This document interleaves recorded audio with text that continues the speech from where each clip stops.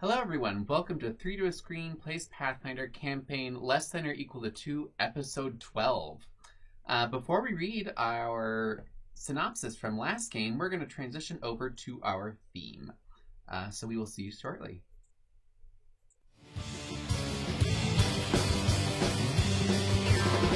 There is a manticore in this dungeon, and our company is falling to its claws. But if even one companion rolls a 20 with a broadsword, we will slay the beast with one stab through its jaws, and steal the treasure from its paws to thunderous applause.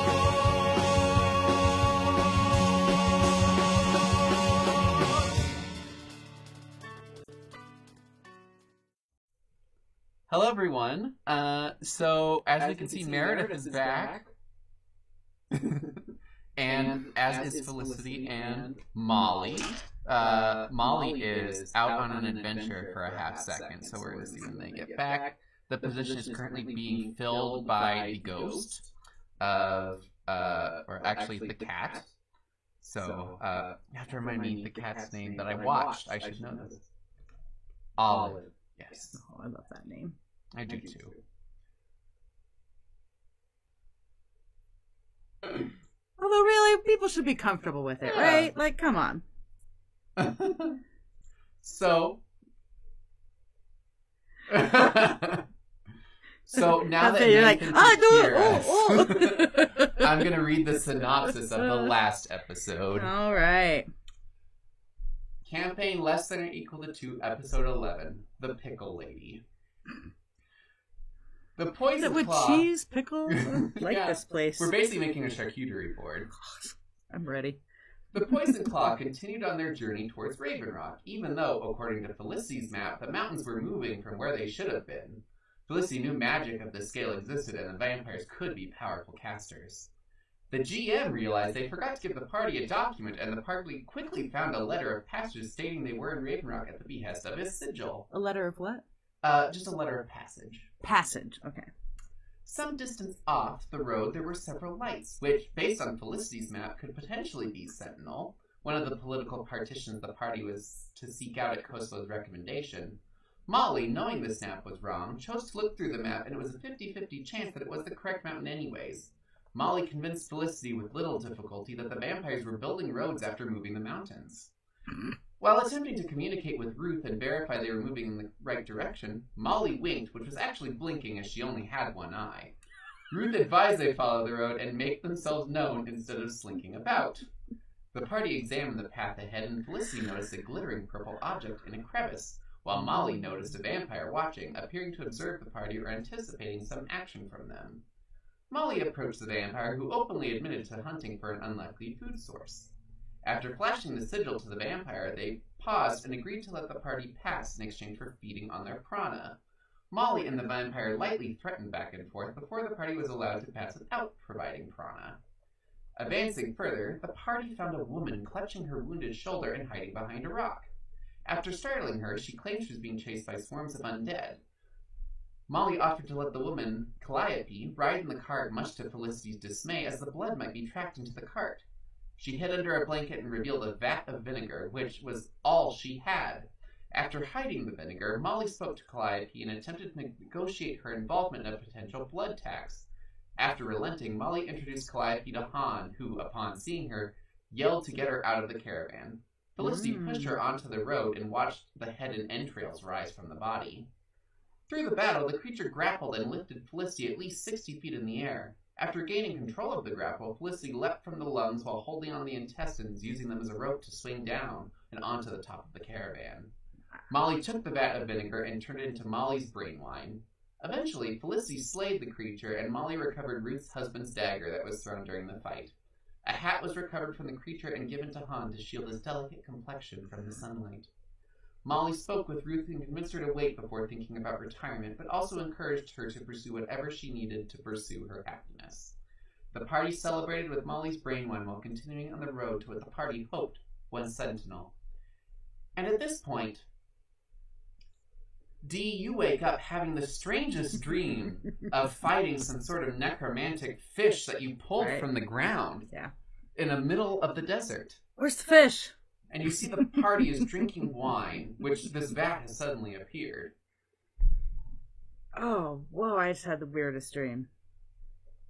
There's no fish here, right? Okay. Just the dried fish. What happened? Wine and entrails. Oh my God. And she made the wine?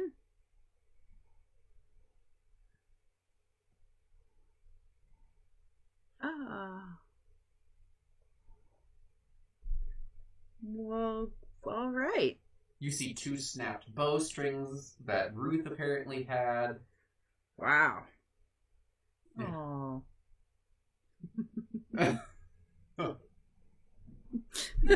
She actually takes the glass and actually scoops it out of the vat and gives you a glass of Molly's brain wine. You'll have to remind me what the wine does.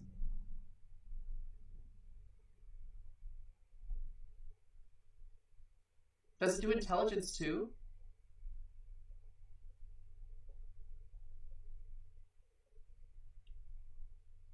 Not really what it is. Tears the wine. So you at least feel wiser. That's good, because I don't think I'm very wise. Well, it's not too bad. It's wisdom. You are also more intelligent. Hey, that's where I'm definitely lacking. My intelligence is 8. Hey, wow. Stuff is kind of starting to make sense. Yeah. Wow. Gee, this stuff is great. Actually, I think you are average right now. And it's smarter than my baseline. You realize it's wise to think about fish that you pull from the ground that are 7 feet long. Why? Okay. From your dream, yeah. Well, I'm just going to think about my dream. Yeah. Wow, yeah. I learned a lot from that dream, you know. Like, if we ever fight a zombie fish, those hooks that you have work very well. Yes. No. Nope. What's interesting about this dream is you have never seen these fish hooks. And Molly is aware you've never seen these fish hooks. Oh, God damn it. Why did you do that? It's fine. That's the point.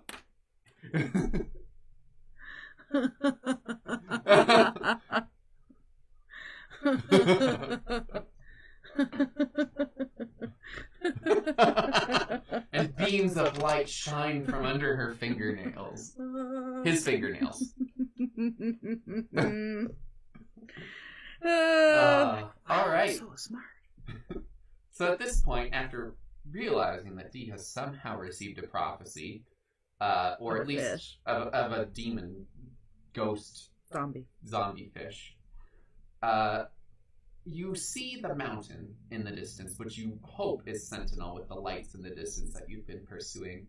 I believe that you decided you were continuing to follow the road, which differed from the map that you currently have, Felicity. Because, of course, vampires are moving mountains and building roads just to confuse everyone. Really? That's what she is believes, but it's what I would probably believe it too. Yeah. Makes sense. Makes sense. Yeah. And do you have another map? I don't think so, no. Okay. So at this point, this is the only map the party has, I think. Yeah, I think it is. I'm just a wanderer, you know, and plus, like, things do change. Vampires do move roads. You know, roads get washed out. Cities burn down. You know, it's so hard to update maps. You just gotta go. What's super interesting, and I will need to make this map and flip it, is it, for the most part, has been accurate, except just backwards. It's flipped, but it's been working, except for when it's wrong, it's way wrong. Right. But if you're in the middle, you're pretty much there. that makes sense. Yeah. It's been pretty fascinating, like... And you're not making any changes, is that correct? You're just leaving... Okay. All right. Yeah. Hello. So...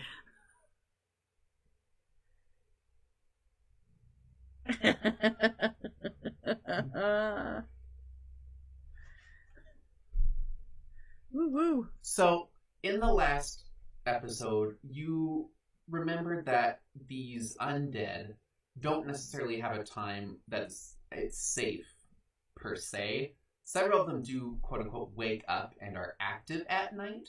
So at this point, it's about 8 p.m.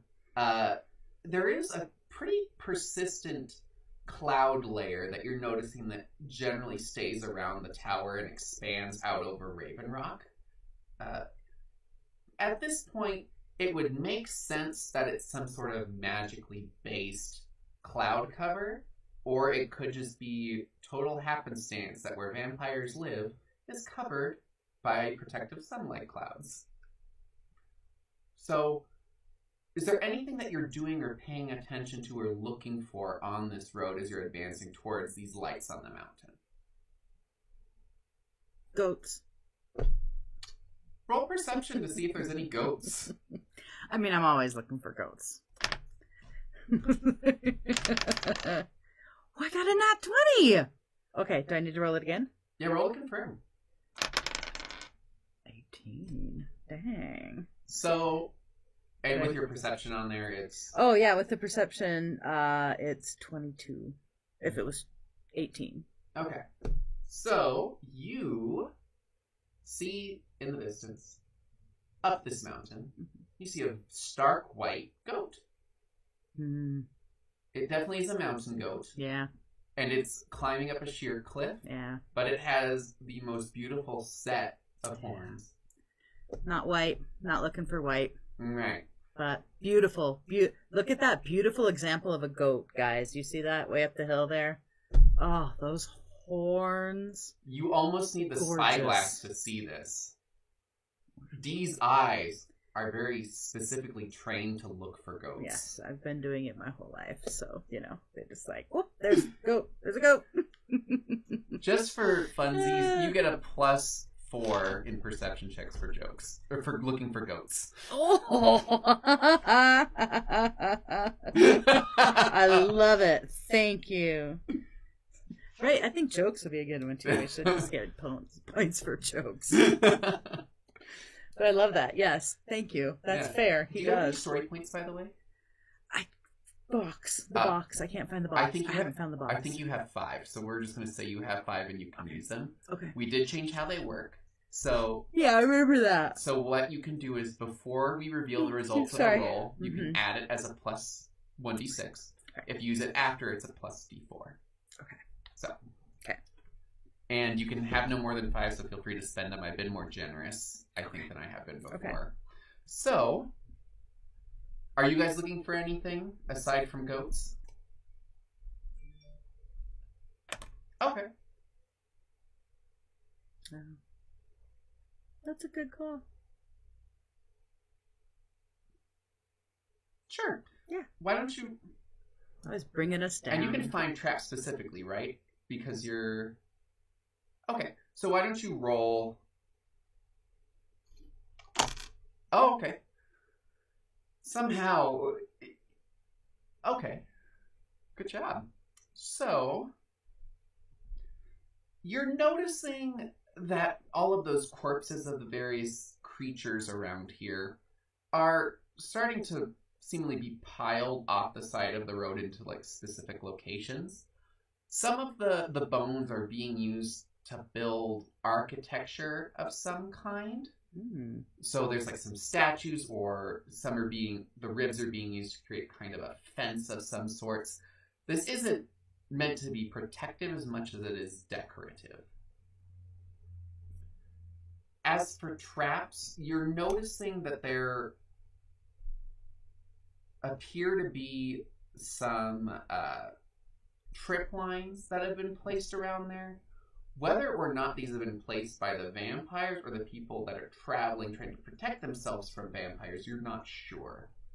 But you see that there's some pitfall traps, there's some logs that'll come swinging, and with your nat 20, you're able to cut most of these and continue. The pitfall traps, you're able to go around, but the road is starting to narrow as you continue to ascend down this pathway to Raven Rock itself. This is the main road. There are some other roads that kind of drift off, but as you're headed to what you believe to be Sentinel, I'm assuming you're following the roads that most naturally would lead in that direction. Is that correct?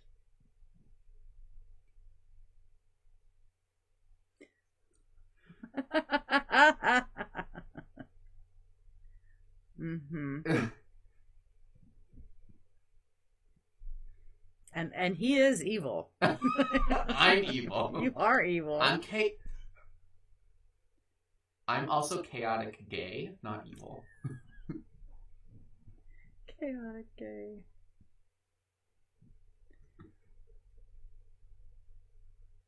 Oh no.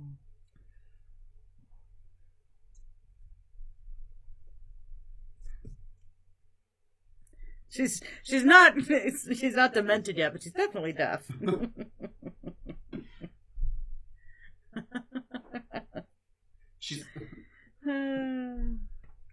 She's also not nearly as old as I believed she was. So whenever I said she was ancient, it's mostly an act.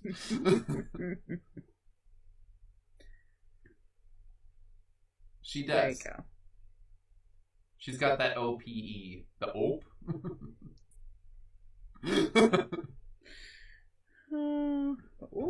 Oh, just gonna get by you real quick here.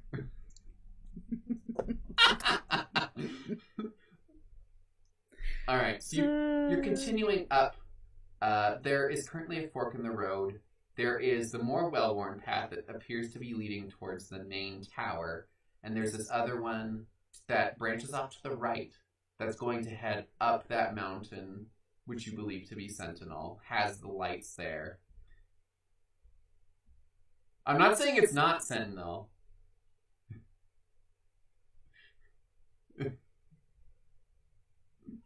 So, would you like to continue on this path, going to the right? Or would you like to go to the left? Obviously. Literally.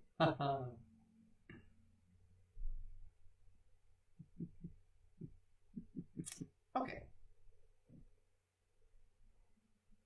Yeah. So you continue on to the right, and you're seeing more of a vampire society evidence. There are some humans, kind of in a chain gang type attire, connected by locks on their necks, and they're carrying different bags over their shoulders, and they're currently a few going in the same direction as you, some going the opposite direction.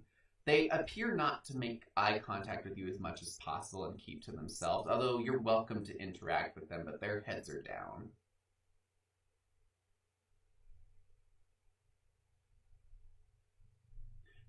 They're humanoids. Most of them are human. There are a few elves or half-orcs, mostly the more common races. You don't see gnomes or Gripply, any of those far races that are pretty uncommon in this space.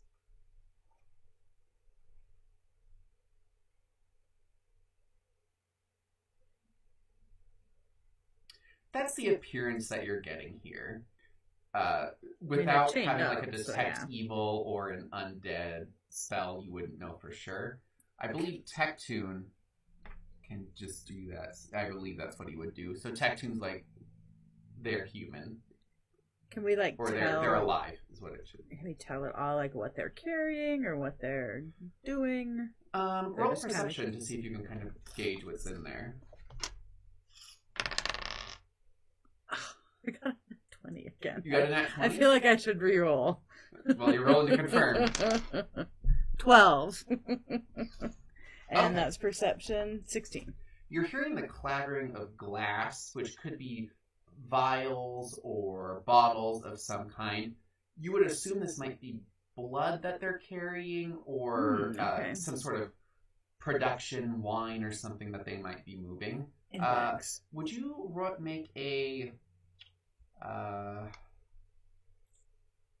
a knowledge society check for me? Knowledge society? What is knowledge? It's society? just society. Just society. Okay. Yep. I got no bonus, so 8.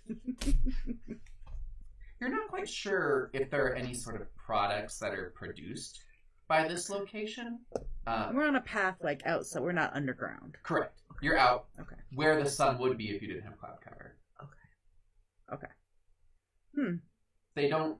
They're purposefully not meeting your gaze, Right. and you're gathering this is because they are worried you might be vampires and could have some sort of lashing out towards them. Just because we're like not chained up or whatever? Correct. Okay. Got it. Anything else you want to do with that? Okay. Nope, go ahead. I just wanted to make sure there wasn't anything that you wanted to do. So what was that you wanted? Empathy?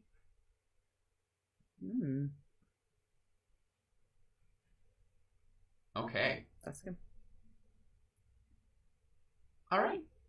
You continue on your way, and you start to see some individuals that are definitely giving off a vampiric sort of air to them. They're walking with their head held tall.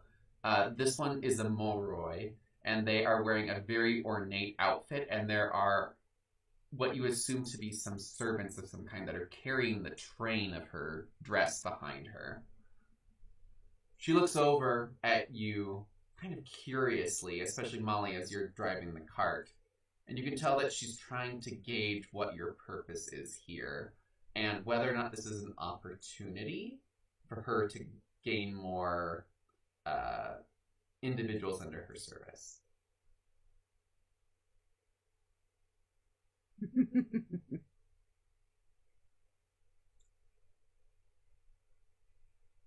Ooh.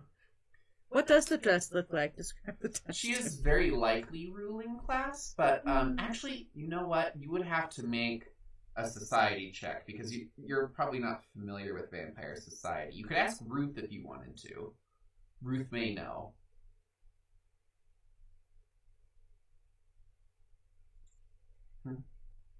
Ruth looks over to you. Is that somebody?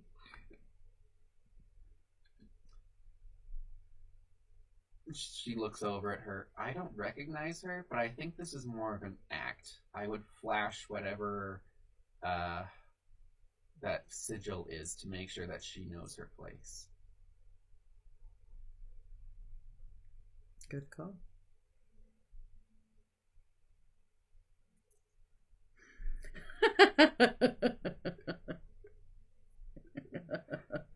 Hi.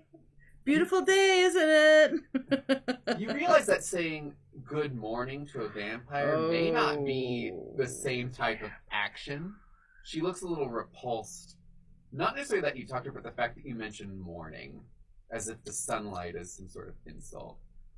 Whether or not you intend that to be. It is also 8 p.m. Right. I think I told you, but you may have missed it. So it's like 8. So you can say good evening. So you say good evening, and she still seems thrown off that you would deem to talk to her. She's sort of... You see when people are angry and they kind of puff up, she stands a little taller, and the people holding her train stop and look startled and kind of look up at you in a questioning look. Like, I'm not quite sure what's happening here.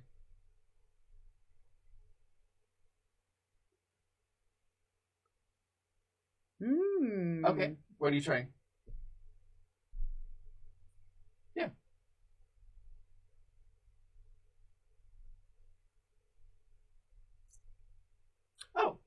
Sure. Yeah. Okay, so you're trying to basically... Blend in more, kind of? Yeah. Okay. I think that's reasonable. Go ahead. Ooh. You're gathering that if you want to make... Just being non-undead, being alive, is sort of an affront in general, so you're going to create some ripples just by being here, not being chained up, but by being respectful and almost subservient in appearance, you could get by more. Whether or not that's something Felicity would be interested in is something you would need to figure out. But by flashing the sigil, she backs down a little bit.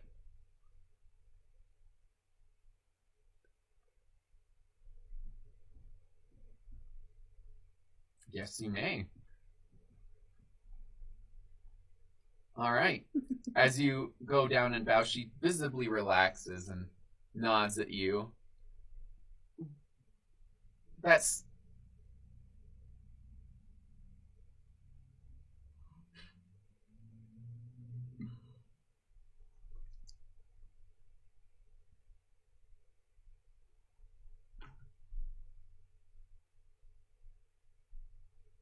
Are you referring to the person on the sigil? Whatever it refers to. We're an important mission to speak with you. So...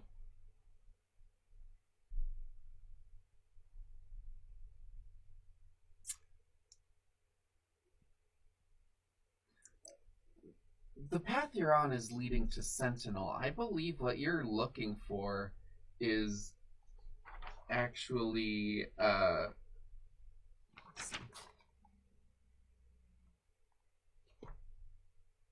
You're actually looking for... Sorry. Enve, which is going to be on the opposite side. I can give you further directions if you would like to come with me, but...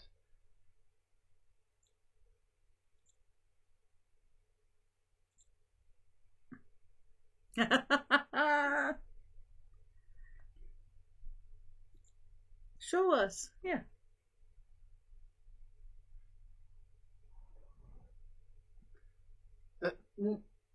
If you wanted to continue to Enve, yes, you should have turned left. That'll take you up to Raven Rock and dissipate from there. It looks like your map is backwards, though. Backwards?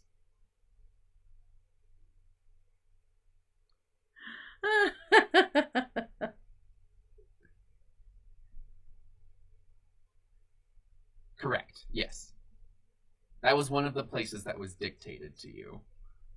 I believe, I was trying to remember and I couldn't find any of the notes. The places that you were trying to go were Sentinel, Enve, and potentially Venat, if I recall. I may have given you other ones, and if so, please let me know.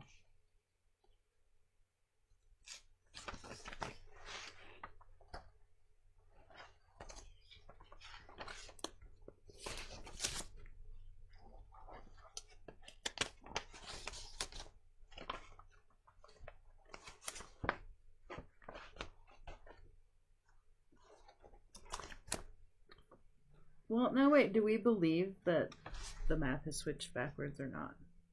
Felicity does not believe. You Okay. It depends on if you're going to trust Felicity or not. I mean... Whatever you decide is really... Okay. The map is backwards. But it works-ish. When you call her your immortal darkness, she definitely has a reaction and smiles broadly. This is apparently a great respect that you have done for her. And she nods and takes a moment and leans in and says, I will share with you one bit of information if you're wishing to speak with Lady Anoxie up at Sentinel. She follows the spirit of law, not the word. So if in some way that brings you an advantage, don't be afraid to do so.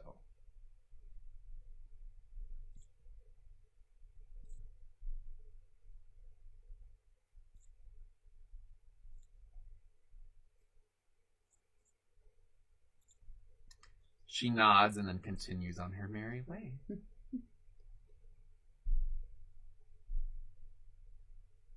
Whew, I totally thought she was going to suck our blood.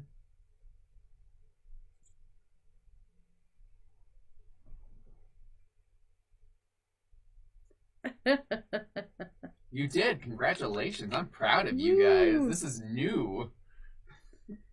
Using our words.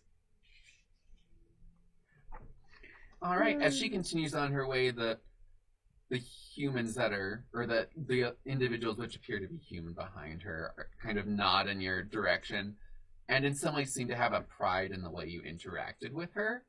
They're living vicariously through you because apparently they can't really live on their own now.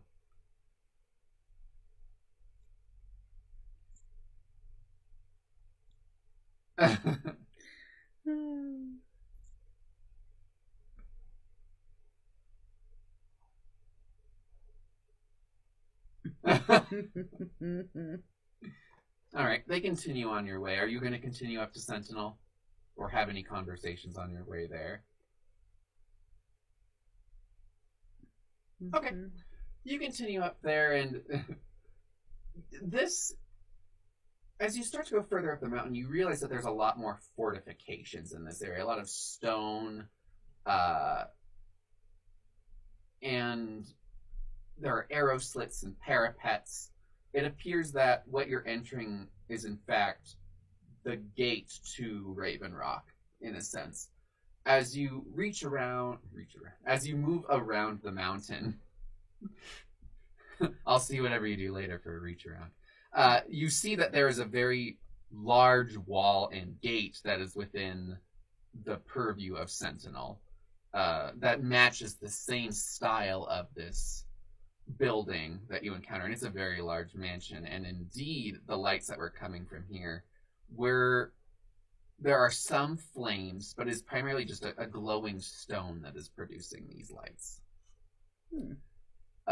It appears that there is an aversion to fire and sunlight. Shocking, I know.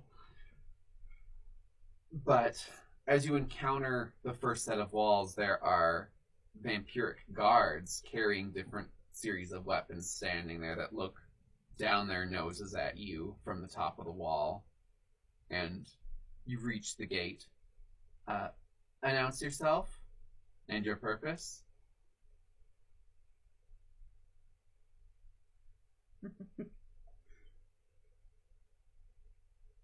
You are in the wrong location.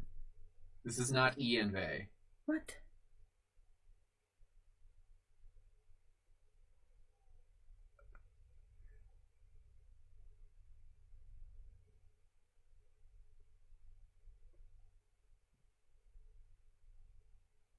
You can take a second to figure out what you want to say.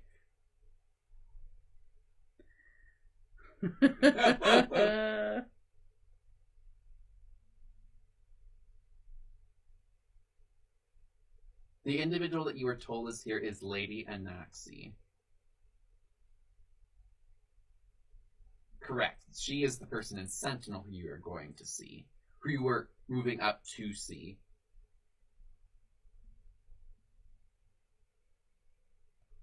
So are we in the right place or not? You are in the place that you were initially meaning to go, but not the place that the letter says we are going. Yes, but okay. Kosovo told you to come to this location. Okay.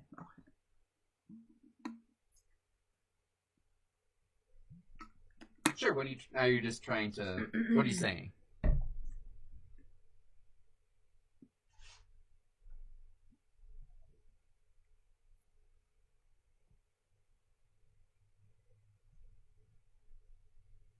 Sure, why don't you roll an influence check? And I'll let you do it with advantage, as you do know her name, which is a big step. Oh yeah, I bet.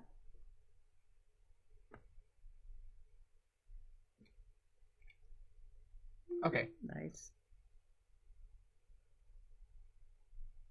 Okay. They mutter to each other, and then the gate opens. They definitely keep an eye on you and your entire party. Before you continue to move through, they say, we need to check for any contraband in your vehicle. vehicle, in your caravan.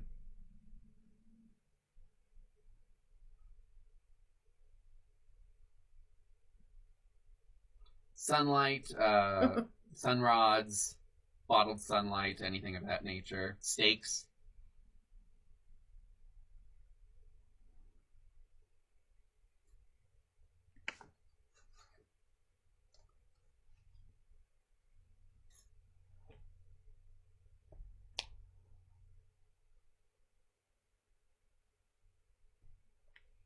On which one?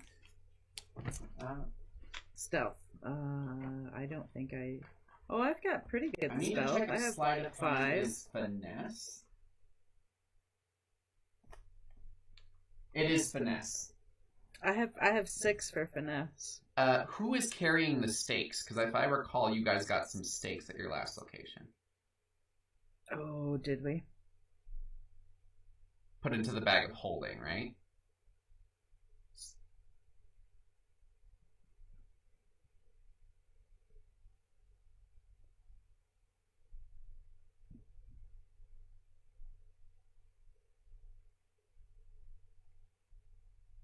Okay. And is that all in the bag of holding? It should all be in the bag of holding, I believe. And that's attached to Han to catch food, right? No, there's multiple bags of holding. Oh, okay. So, I was going to say that'd be pretty good. Like, I don't know if you want to look in that bag.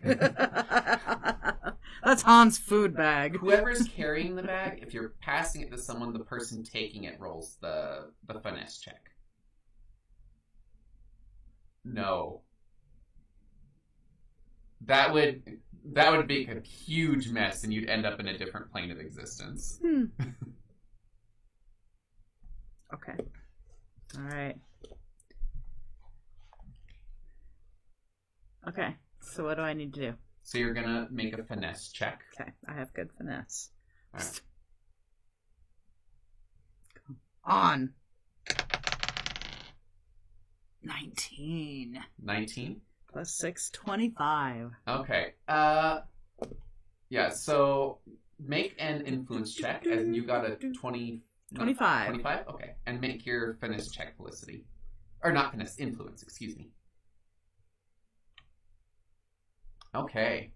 Between your graciousness and Dee's ability to hide a bag, the vampires are searching around.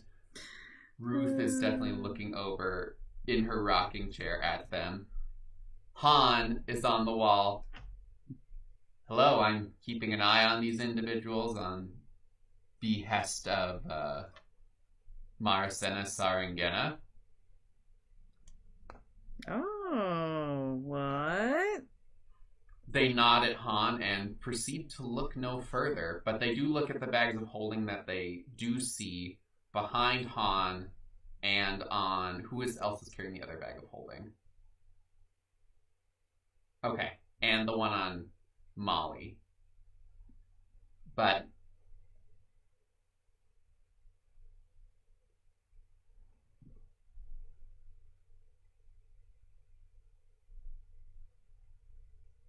they do notice the poisons, but that's not an issue for vampires, for most of them. So they just go ahead and put them back and allow you to continue up to the mansion. Ooh. So you continue on your way and you approach this mansion. This is a very ornate, large, opulent building. It appears that this mansion has been, through different times, converted to a fortress and back again. It's kind of a mishmash in different places. It appears that they're ready to convert it at a moment's notice, so they've left some basic infrastructure. But it has definitely transitioned from a war fortress to basically a monument to their wealth and influence of this location.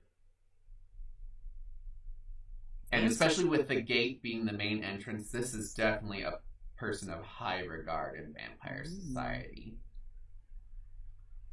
And you have rolled up in your caravan to the gate, where there is a human in a butler uniform, but they are chained to one of the poles that kind of supports the area by this front door. Dang. Whose presence may I announce?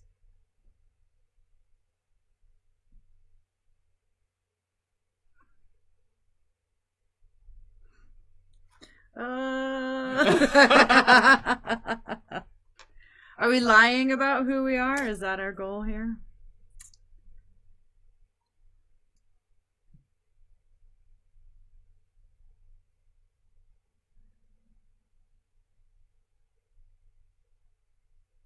I believe you gave Kosovo your party name, if I recall correctly. So he said that you would be on there and communicated with them. There we go. You see as he turns and there's this almost pipe on the wall that he moves the cover and starts whispering into. And there's sort of a warble as it goes through, and you see him push his ear against it and nods and then whispers back in and shuts it. The lady will see you and opens the door. If you wish to leave your caravan, I will move it into our stables for you. Smart. You're taking the donkey into the mansion? Smart.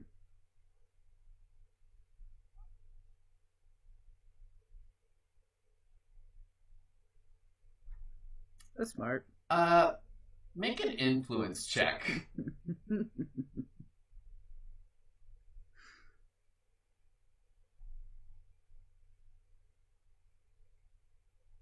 Okay. I'll do it. All right. You can all attempt to assist. So roll, and then if you beat a 10 plus your assisting. Yeah. Okay. It's plus your roll. 20. 20. Okay. Roll confirm. Man, I'm getting good rolls this time. 15. Okay, so you get a plus 4. Oh, is that what it is? Thanks, Colton. And did you assist Felicity?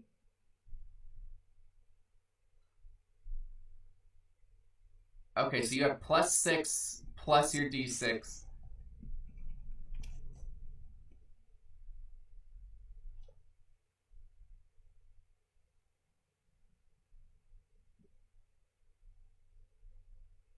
I mean...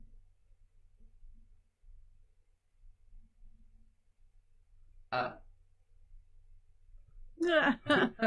right, they appear phased, but are not fighting you on this. Are you taking Han with you as well as... Okay.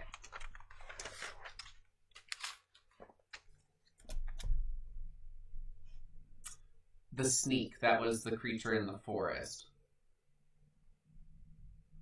And he obviously knows something about him because he mentioned Maricena. Yep.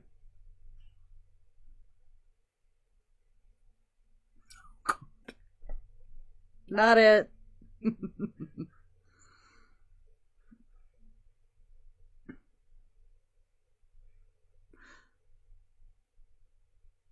You're putting him in the bag? Alright, so you carry Han by the loop that you have him hung through. That's a good idea. Or if it's just a stick, yeah. Mm-hmm. So you're taking Han, Ruth, Tectoon, Ivana, and Juniper, and you're leaving the other animals, which I believe are... Okay, you're riding Juniper. You notice that Juniper... Make a handle animal roll. Which I think is nature.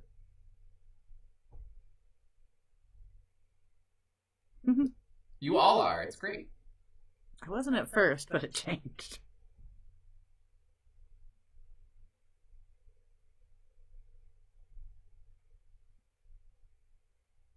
Yes. Juniper is unsettled. it seems that being around a variety of undead is unnerving to animals.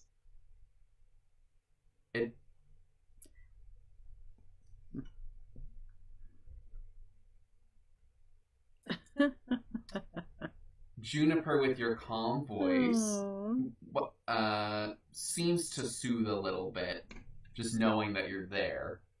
But you continue to...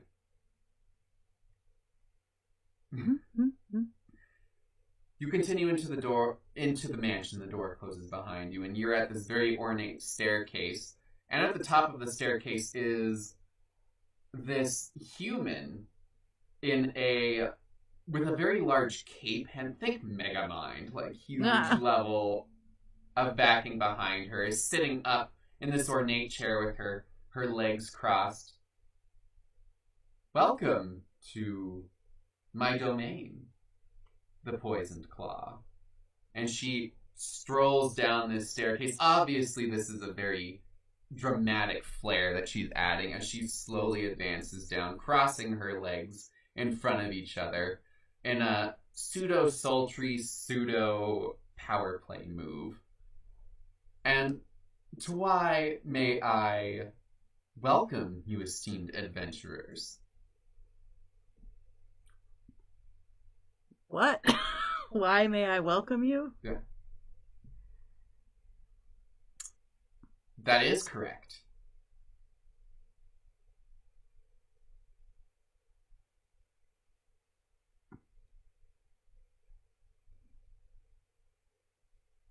Very good. If you would follow me, and she starts strolling very slowly and ostentatiously into this side room and welcomes you, looks at the donkey and says, "Interesting choice. As long as they don't make a mess, I will allow it."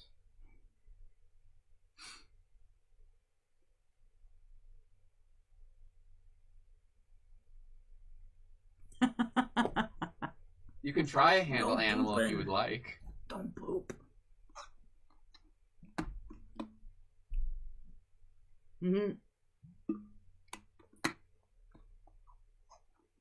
No poop in the palace.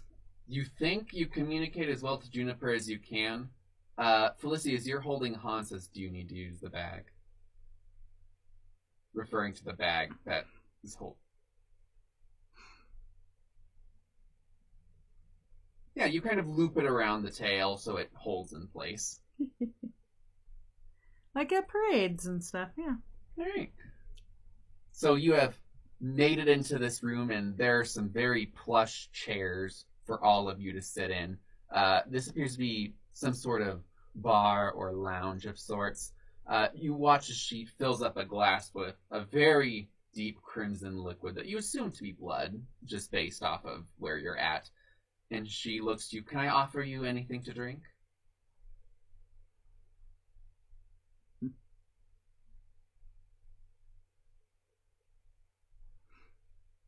Brain wine? Yeah. As in made from brains.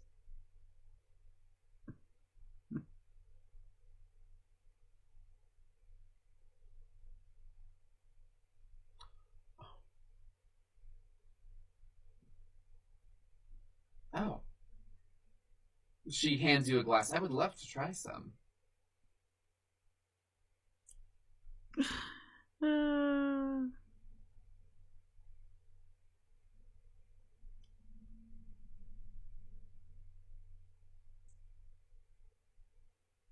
Oh. I believe to some degree, yes. Doesn't make him sick. I think it depends on the type of vampire. For my purposes, some of them can. Whether or not that's actual lore may be different.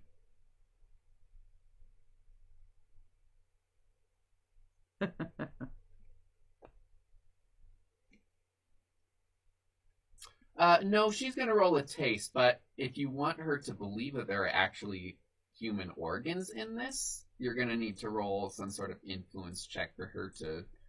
Yeah, because wouldn't you be able to taste? She would probably know if there's no brains in it.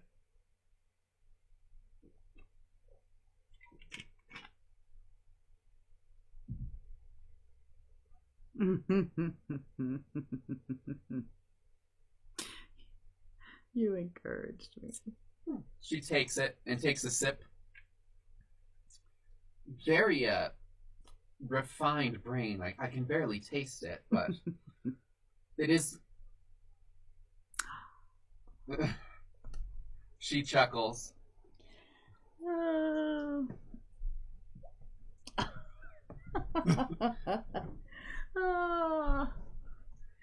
Oh, what? I didn't do nothing. Blaming me. She continues to drink it and drinks.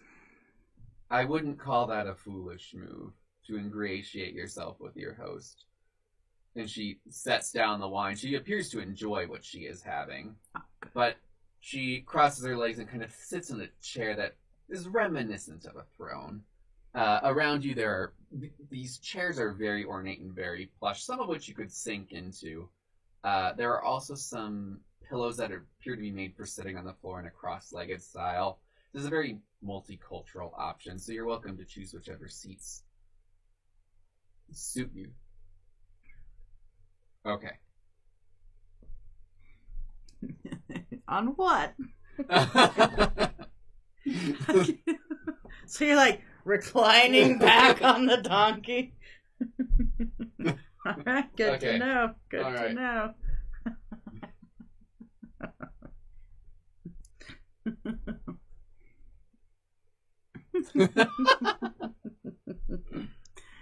Oh, that's funny. Ruth pulls that, or just kind of sits in the closest thing to a rocking chair and just starts sitting. Ivana and Tectoon sit on one of the pillows and kind of, he starts petting her. Are you two just taking the nearest chair? Yeah. Okay. So as you all continue to sit down, she looks over at you, and you watch as she kind of throws this gemstone on the ground and it shatters, and you see this kind of booming white sphere that kind of encompasses all of you. Any of you who are casters can attempt to make a roll. Are casters? Casters, like if you can cast spells. I don't. You appear that you think this is some sort of kind of occlusion spell, preventing people from listening into your conversation. And you're getting that based off of the knowledge you know about this world in general.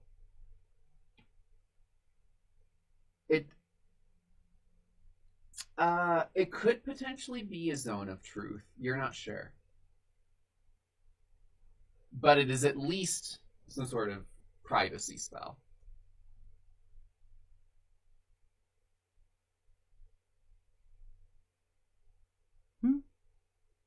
You're able to get that sentence out.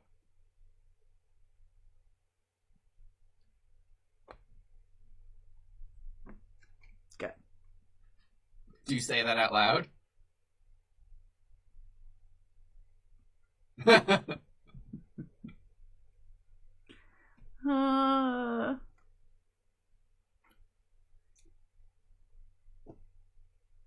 Yes.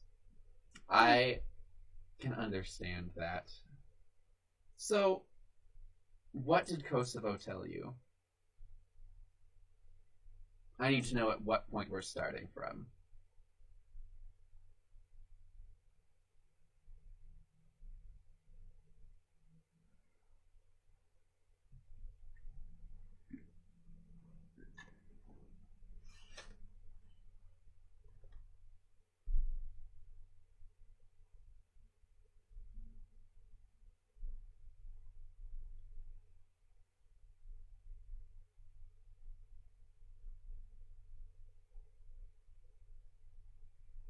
Fantastic. That is what Kosovo's orders were to do. So it seems that we're at the point at which we want you to be starting.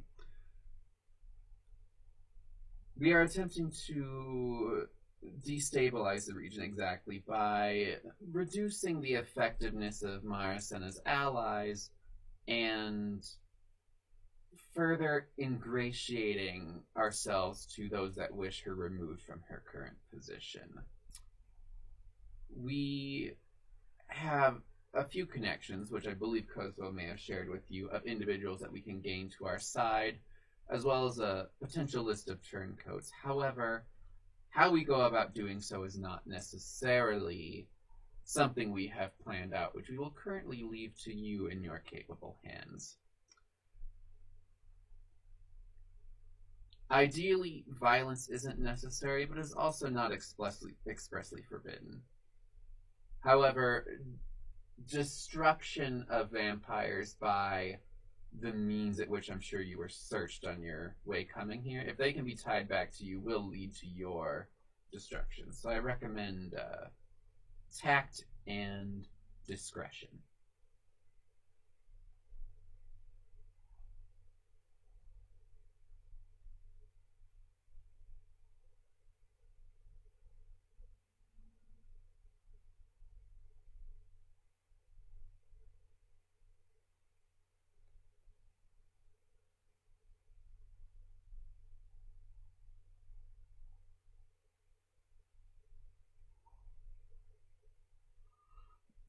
If anyone else were to ask, I would say expressly not, but for your understanding, yes. Although, if you are caught, it is not my job to take you out, and I have very little influence in your protection at that point. Were you spoken of regarding compensation?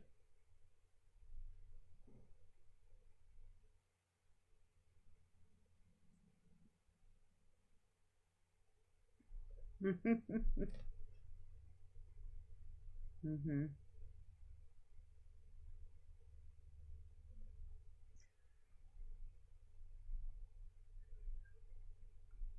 Mm-hmm. She looks over at you. Goats? Yes. For any particular... To breed them and raise them. I plan to raise and herd goats. I want to have the best herd in all the land. How quaint. Thank you. Well... I am very quaint. I am quaint, right? Yeah. God, she said I was quaint.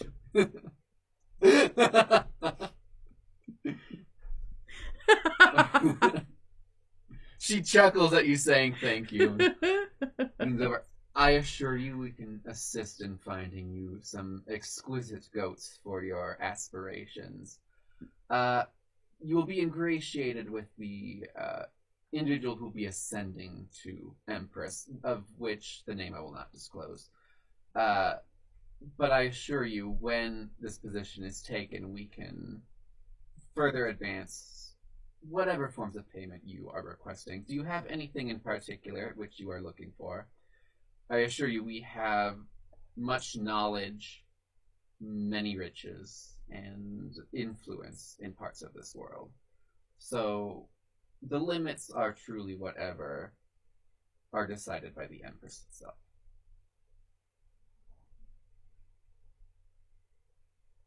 A fleet?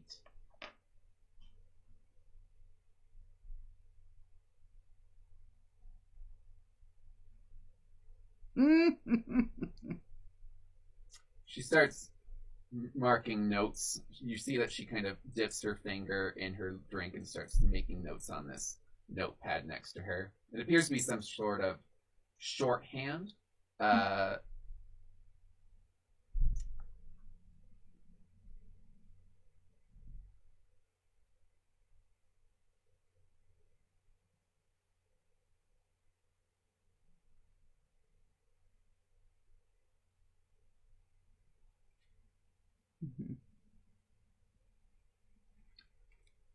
It's a big risk. So She does nod in acknowledgement of your statement. Felicity, I would like for you to make a perception check. And also roll a percentage die for me, please. Ooh.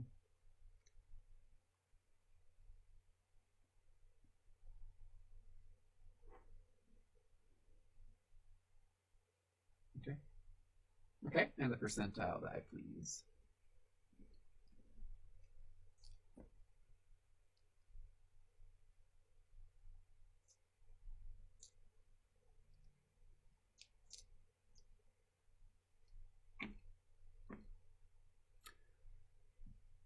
you sense this sort of flicker in the world, but only you notice this. And she looks at you and says, and I'm sure we can give you guidance into, say, a lost empire with many riches.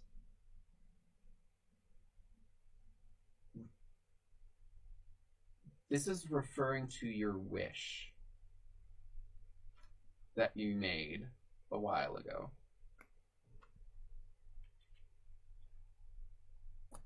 And then she nods. The timeline on this is rather up to you, as long as you can accomplish the goals, or at least get us started. We don't expect you, nor wish for you, to take out the Empress yourself.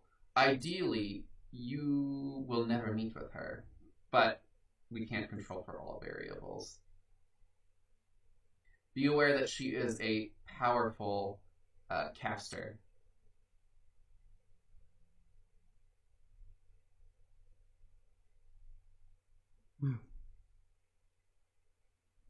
Correct. I'm assuming you would like to know who those are. Just guess. We'll just guess.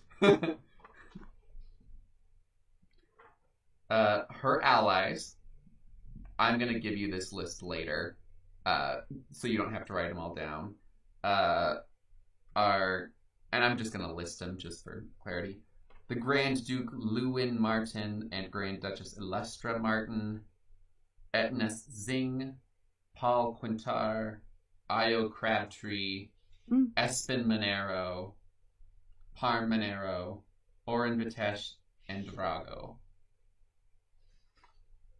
Those are her allies, but the people that we primarily wish to get are those potential turncoats. The individuals that we have involved are not necessarily ones I will concern you with, but we wish to get Viceroy Mortier Cormorant, Duke Malayan Urit, Mortier Cormorant, and Greta Colat, which are located in Pinnacle, Votlin, and Sorn. Which are those three areas that were described to you by, or which are three further areas described to you that were not mentioned by Kosa, excuse me. So if you can get them on our side, by whatever means necessary, using your resources, I think that we can have you out of here within, at longest, a couple decades. To her, this doesn't mean... You can tell that that time really doesn't have a meaning to her. So by her saying a couple decades is the same as saying, like, a year to you guys. Or a month to you guys.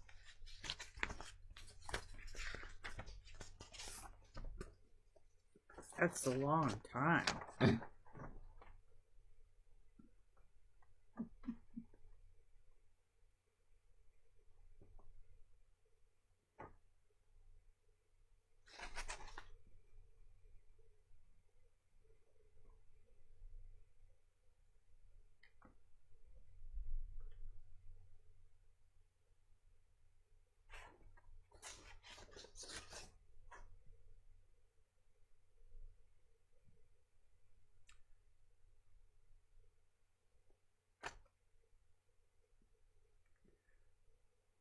She nods at your understanding of how vampires view food.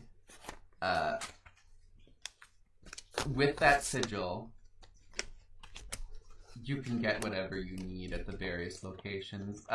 You will see locations where livestock are, or restaurants of sorts.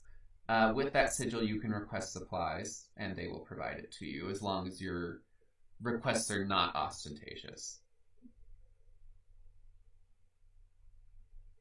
I would keep to the main streets if possible, being aware that not all vampires follow the roots of high society.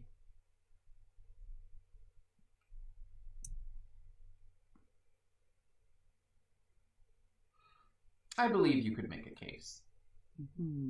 I am So yes, it's still Yeah. punishable. I am on that count. I am on the council and can make those decisions.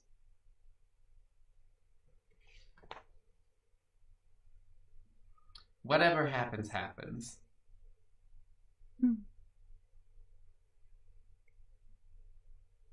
Que sera, sera.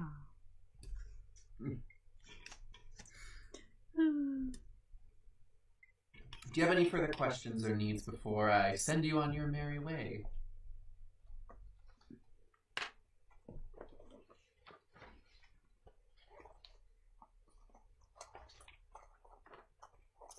Truly, it's whatever order you wish, but I can give you just a hint of advice on each one. Yeah, there you go. She does not give you dossiers, but she does say Duke Malayan Yurit is a Nosferatu, sides with the gentry, and is generally unpopular because he did nothing regarding Marasenna's taking of the court. Viceroy Mortier Cormorant is a Dampier, was actively opposed to Marasenna, but has individual influence upon his people and is quite inspirational, and is quite emotional. So an emotional argument is likely your best bet. And Countess Greta Kolat is unremarkable, pays excess in taxes, so truly, whatever influence you can find from her will be your duty. In whatever order, but again, keeping yourself below the radar is quite important.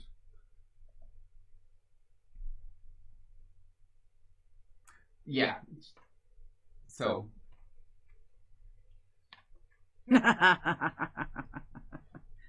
Good call. She looks at the map and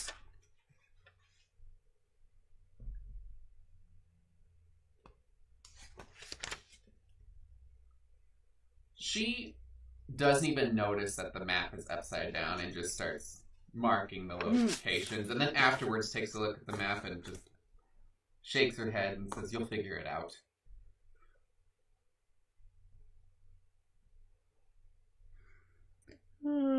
So, just so you know, Pinnacle is in the far north, Votlin is the southeast, and Sorn is kind of just to the east of Raven Rock itself. So you can reach them all pretty easily.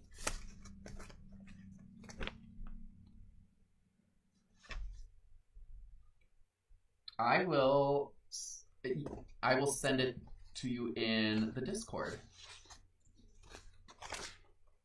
I know, right? Fancy. Oh my gosh, come on. I'm asking for the moon.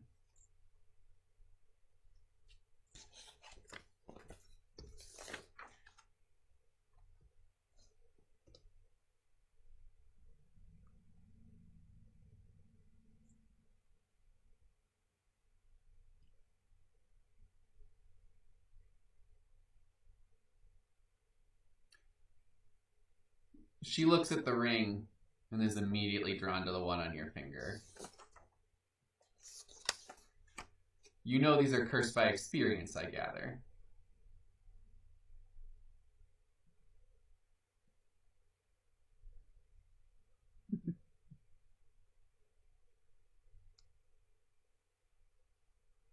There's 2 rings. You got 1 from each of them. She... Did he? He might have. But... I don't think that it was able to be removed. He attempted to. But she looks... Curse is really a matter of opinion here. Whoever wears this other ring will be able to tell the condition of the other wearing the ring. However, if you wish for me to have this, I will admit it gives me significant leverage over you.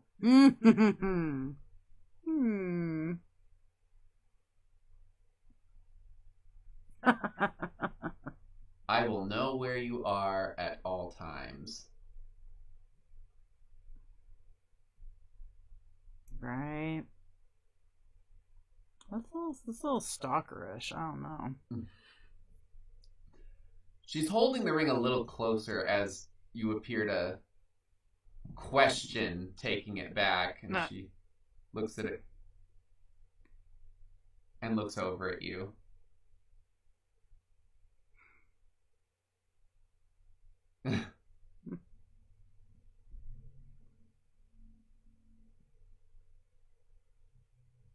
Correct.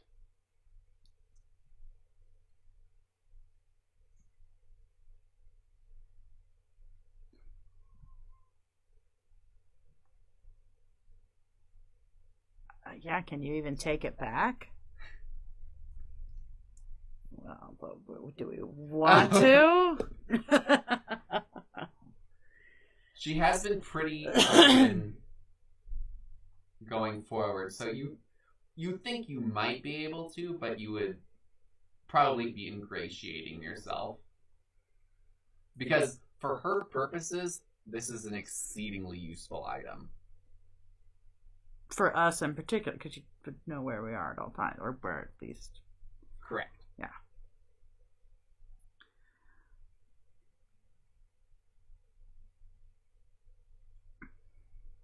There you go.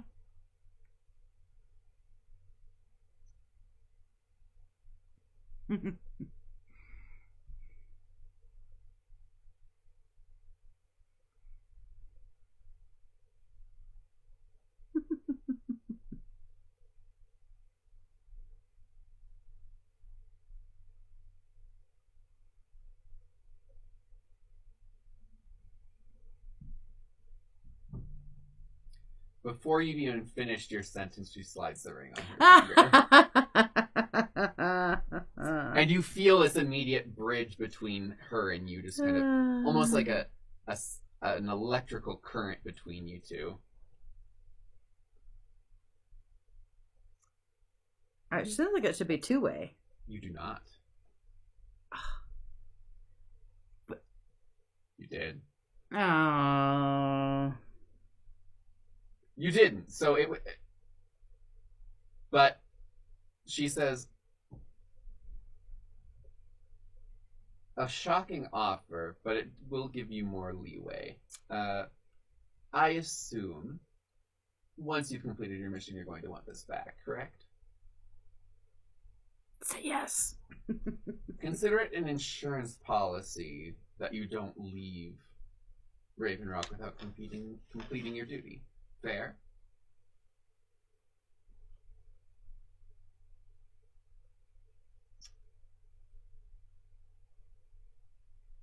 Certainly.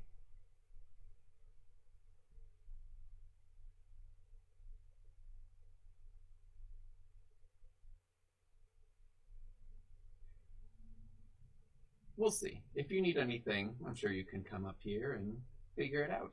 She hands you a couple She hands you scrolls of telescription. Let me know what you need. They are pre-signed to go to her. So you can't scratch them out and make them go anywhere else. So you have... Did I say how many you have? You have 3.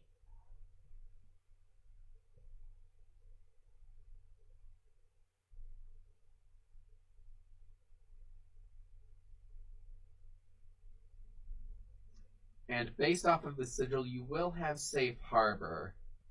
I said it was for Ian Bay, correct? Okay.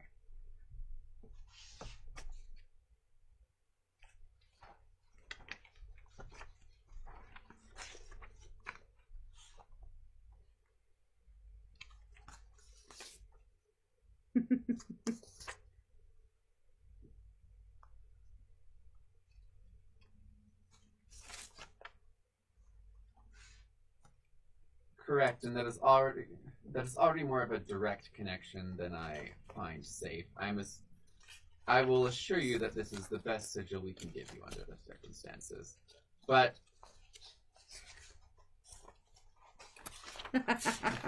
not unless you want to bring attention to yourself.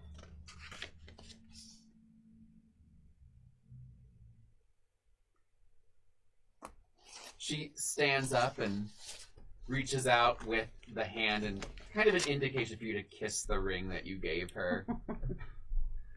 I hope to see... Oh my lord. As you kiss the hand, she kind of lays her hand on top of it, gives it a light squeeze, and sets it down. She kind of does the same to each of you, and you can choose whether or not to follow in Molly's stead. Ruth does, and Tectoon does as well. To kiss the ring? To kiss the ring.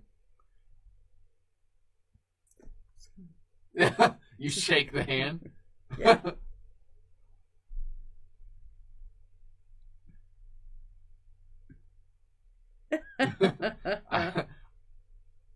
So Felicity.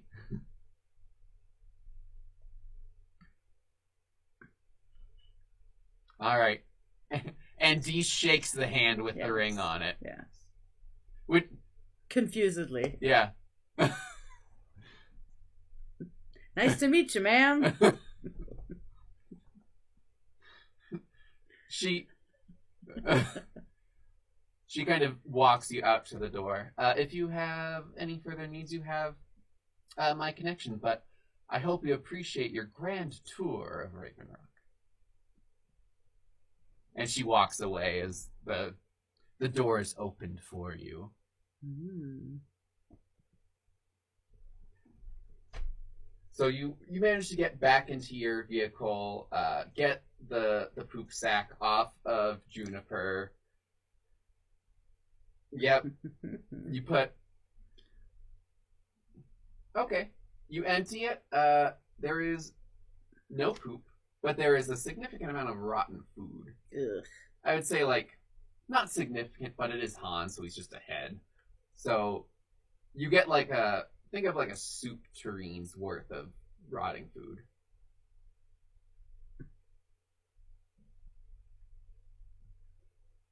Why eat? Yeah,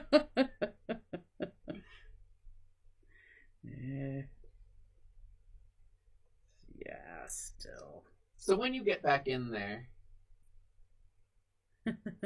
he also may not be as inclined to use a blowgun. So as you clamber back into your cart and are headed down, Ruth kind of looks over at you. I feel like we may not have as many answers as we need.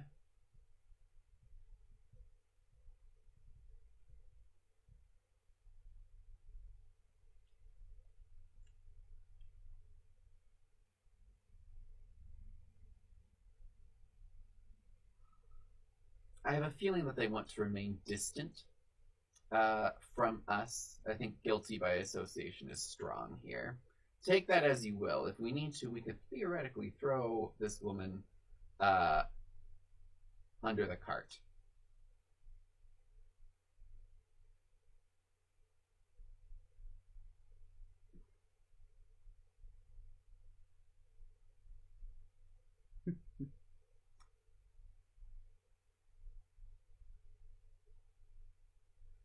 Well, if nothing else, we'll be carting.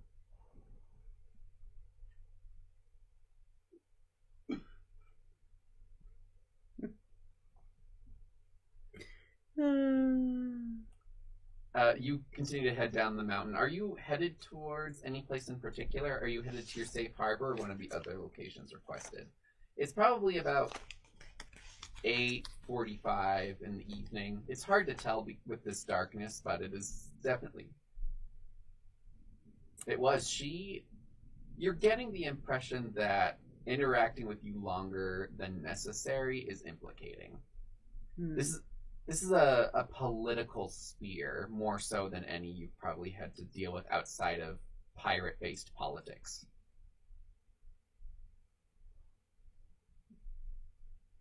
Pirates aren't that political, really. Right? Just do what they do.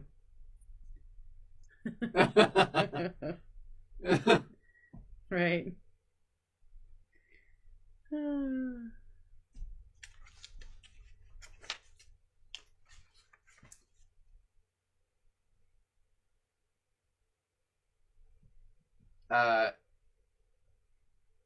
You guys, you did stock up. The only advantage is that you may need to rest, but I mean, you can take naps off and on and kind of work your way over there. This is a very mountainous region, so journeying is not going to necessarily be as quick. But I can't see any reason why you wouldn't be able to travel taking those turns. You do have Han, who's able to keep an eye on things, and does seem to have some knowledge of the undead, as well as Ruth. Although Ruth is considered tasty by some of them, as you recall. You are. You guys are snacks. I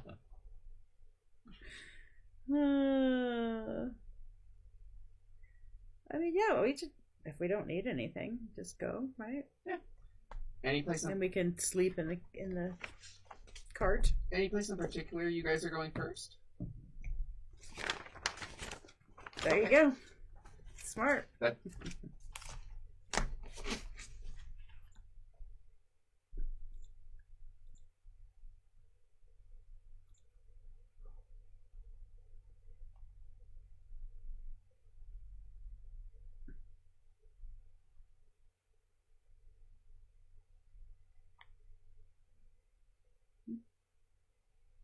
Okay.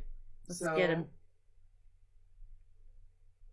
All right, so that one is Votlin. So it's actually the closest one to you. Oh, perfect. Heading, according to your map, you just have to go down to the 2 mountains over, basically. And again, these are very jagged mountains. Some are kind of wave-shaped. So you definitely will have to be ascending. It appears that a lot of these roads have been built with the purpose of protecting them from sunlight by basically creating a shadow wall. You're getting the impression, based off of some of the wildlife, that large portions of these mountains do not receive sunlight ever. There's a lot of mushrooms and moist locations. There's actually a slight drizzle that is coming down around you at this point. I think I need a bathroom break. Okay, so we are going to take a brief bathroom break, and we will be back shortly.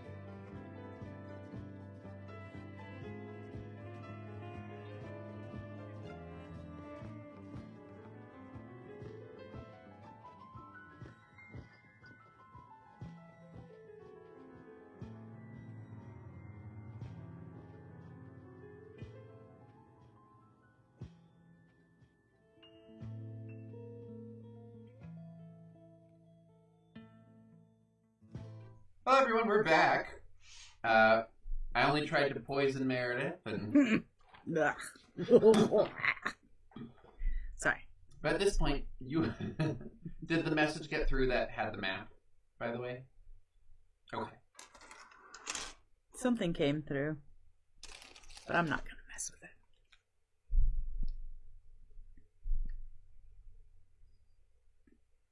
Yeah, you sent something to Oh, did I send something else?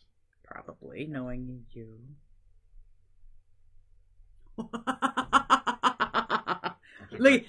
I don't know if you can see the panic on his face right now.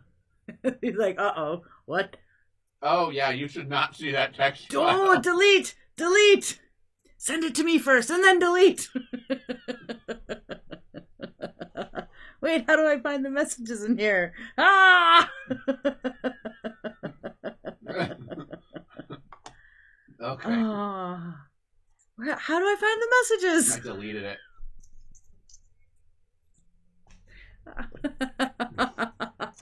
Oops. Well. Oh, Colton.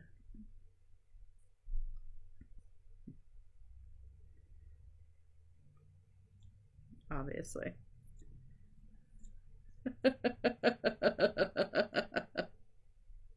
Apparently, yes, yes. Mm-hmm.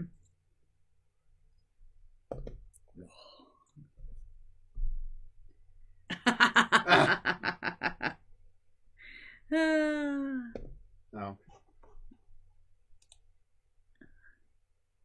Okay.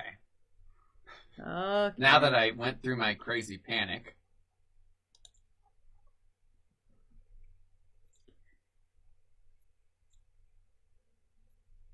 Well, that's not all of them. That's just the big ones. That's too funny.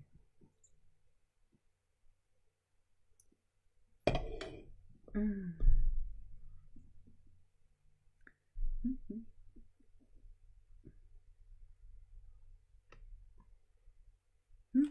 Algebra was a hell.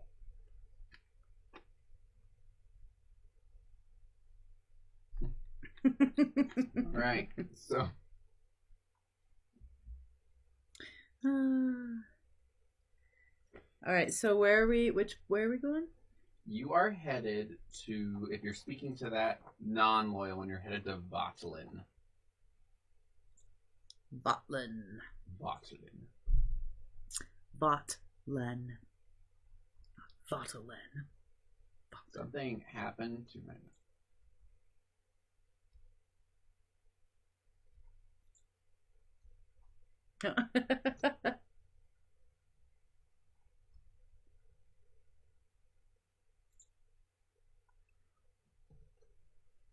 Well, my map is now gone, but at least you guys have it.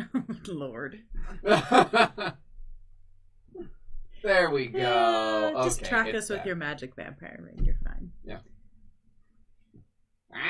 Okay. So as you continue to descend the mountain and head towards Votlin on your map, you actually have to pass through the main gate. So Sentinel is unique in that it has its own separate gate. But you enter there having come from Sentinel itself, and you encounter this awesome... awesome is truly a description of this building. Like, you are in awe of its size, of its construction. You could probably not fit a hair between the stones that make this up. Mm. It also appears to be reinforced with bone and adamantine. Wow. Mm-hmm. Mm-hmm. Yeah. So you reach this gate, and it is definitely about the same level of security as heading into Sentinel itself to speak with the lady. What was her name again? Huh?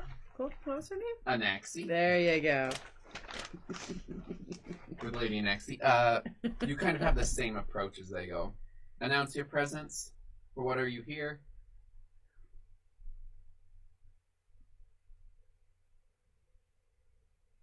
Are we trying to be more stealthy now? It's up to you guys. You have to enter into Raven Rock itself, so you're not near this guy's home yet. This is entering entering the full country of Raven Rock. From where? Where are we coming from? Sentinel. So okay. Sentinel. So we had to go entrance. north, and then we're gonna go east and then south to Bolton. Yep. Okay. No, because this. If you think about the way that the country is designed, there's a separate road that heads up to Sentinel before heading into the gate to Raven Rock. It's the only part that, because it controls the gate itself, that's why it's considered a march and has extra protections. Okay. So are you going to flash your symbol or?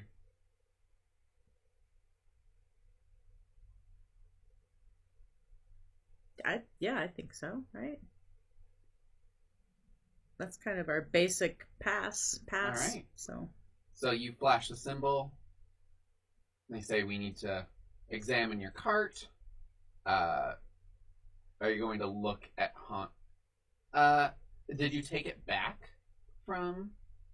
Yeah, I think I've still got him hidden. So you don't need to hide it again. It appears that Han is resistant to doing that same trick again as you enter the main facility. But it's something that he kind of is indicating, like, I can do that, but only a handful of times before it draws a lot of attention. Which trick? Where he claims to be there to see Mara. Oh, okay. Yeah. Okay.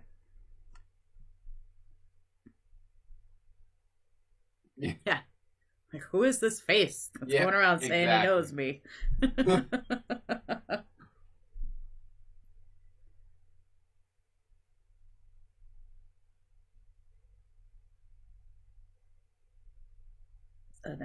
Whatever.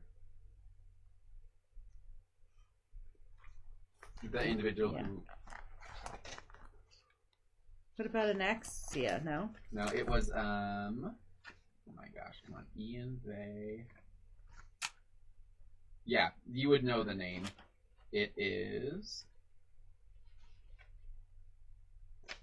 That's a great question.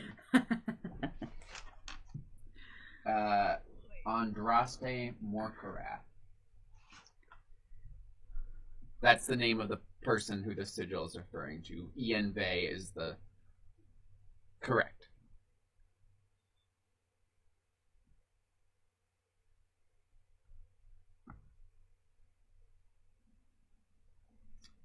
All right.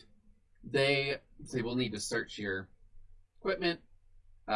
Based off of their roll, they do not find the bag that you have hidden on you. They continue to search everything. Nothing draws their attention. They do see the wine in the vat.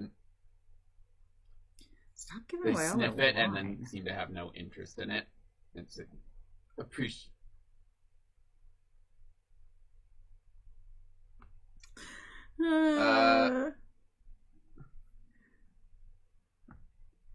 More of a chocolate One or of them cherry does undertone. try it. They take out this little spoon. Think like a Coke spoon, basically. This size kind of. Yeah, and then they take a little sip of it. Well, that's hysterical. There's no Good question. There's no blood in it.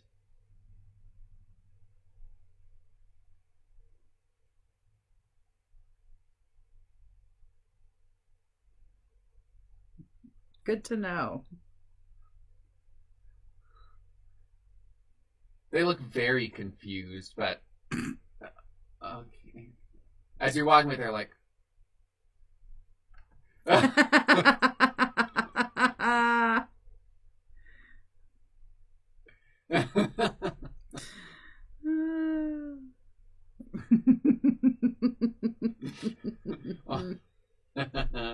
all right. So you continue on your way. There's a lot more activity once you... Excuse me. I should not have eaten that thing. There's a lot more activity once you pass through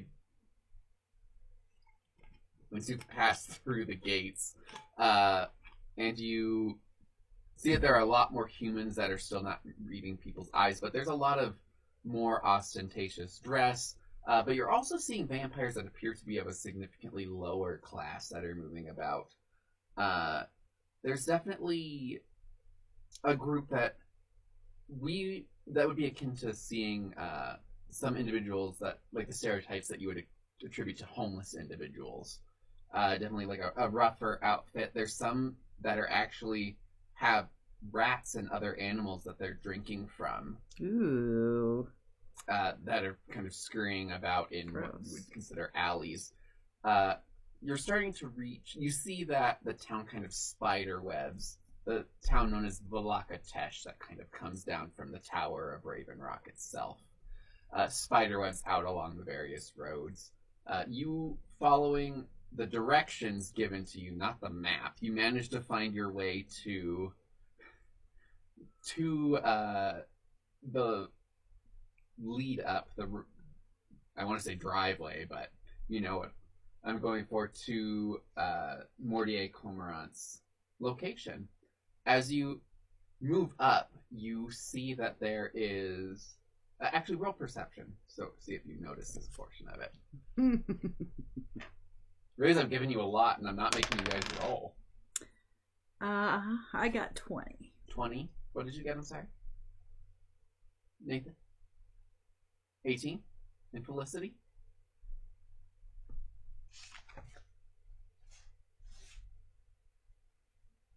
Okay. So... let's see. So the two of you, Nathan and Victoria, would notice that there's this monolith or plinth that is kind of built off to the side. It also has like a carving of this very ornate, caped, outfitted humanoid, but there's no facial features or anything to it. And they appear to be suspended. As to anything else about them, you can't really get from here. And D, what you notice is that there's an inscription up near the top that says Vicerine Seedith Cormorant. Vicerine? Seedith? Oh, that's the name. Yeah, Vicerine is a title. That was Viceroy, no? Female is Vicerine. Okay. Vicerine Seedith Cormorant. Wife of Mortier Cormorant. Killed by order of Maricena Sarangena. Ooh.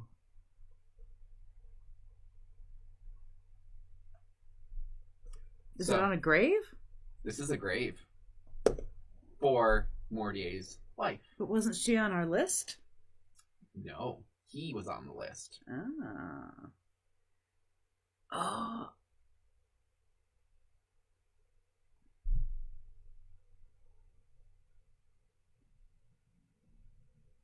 Oh. Did you tell them what you saw? No, yes. Okay. Yeah. Hey, there's a tomb, and yeah, it's the Vicerine Seedith, killed by Maricena. Correct. But he's supposed to be an ally of hers? No, this is someone that you want to turn. He openly opposed. Oh, right, we're trying to get Maricena on the throne. No. Off the throne. Off the throne. And this is one of the potential turncoats. Against her. Correct. Okay, so we're not killing allies. We're gathering turncoats. Yeah, you can kill allies if you need to, but... Oh, I thought we were just killing allies, but we could do... Well, yeah. I mean, it's us. We love killing allies. The priority is to get people on their side. Okay. Secondary is to get people off. Got it. I missed the part of recruiting. Okay, yep. Awesome. So I think we got an in with this guy. This is also not information that you've received any other way, but you are welcome to now pay respects now that Dee has told you what this is. I think we all should just kind of like, you know. Why don't you all make a performance check? I believe that there is. I'm not doing a lot, but okay. Or make it I guess, yeah, performance. And we can do a group performance if you would like. I got 11. Okay. I got 11. Okay.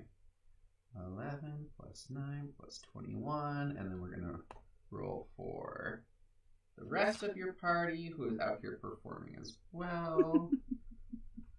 It's just a whole, like, choreographed. Yes, it's very moving. So 1, 2, 3, 4, 5. No, you cannot, but you Put a foot forward. you are at an 18 as a party. It's not bad. There was a 16 and 17 from Ruth and Tectoon. Oh, thank goodness. Thank goodness. Ruth definitely plays up her age and makes it look like it's a big difficulty to get down on her knees for this. I would help her. Right? Yeah. Like, Yeah. yes. I've got you, ma'am. I've got you. Okay. All right. Right.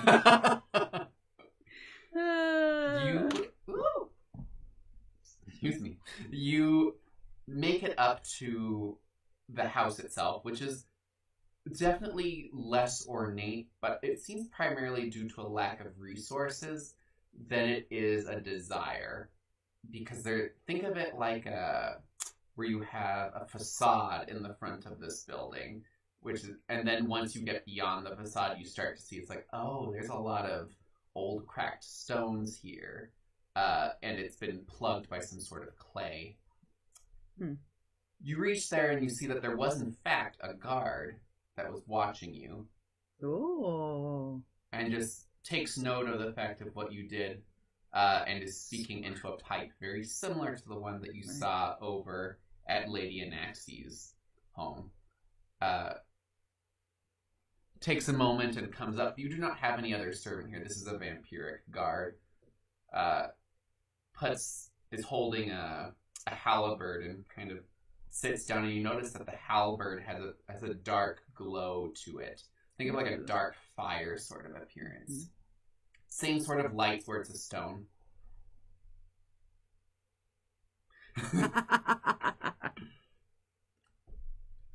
Can I assist you, humans and catfolk and gnome, Sansar, Ripley? Yeah. Like, way to assume. Yeah, as they start looking, they realize, like, oh god, that was the wrong term. Did not mean to cause offense, did we? Human and friends. Oh, that makes it even worse, doesn't it? You say gentle folk or people. Are you saying this, or are you? No, because I don't want to get in an argument with the guard.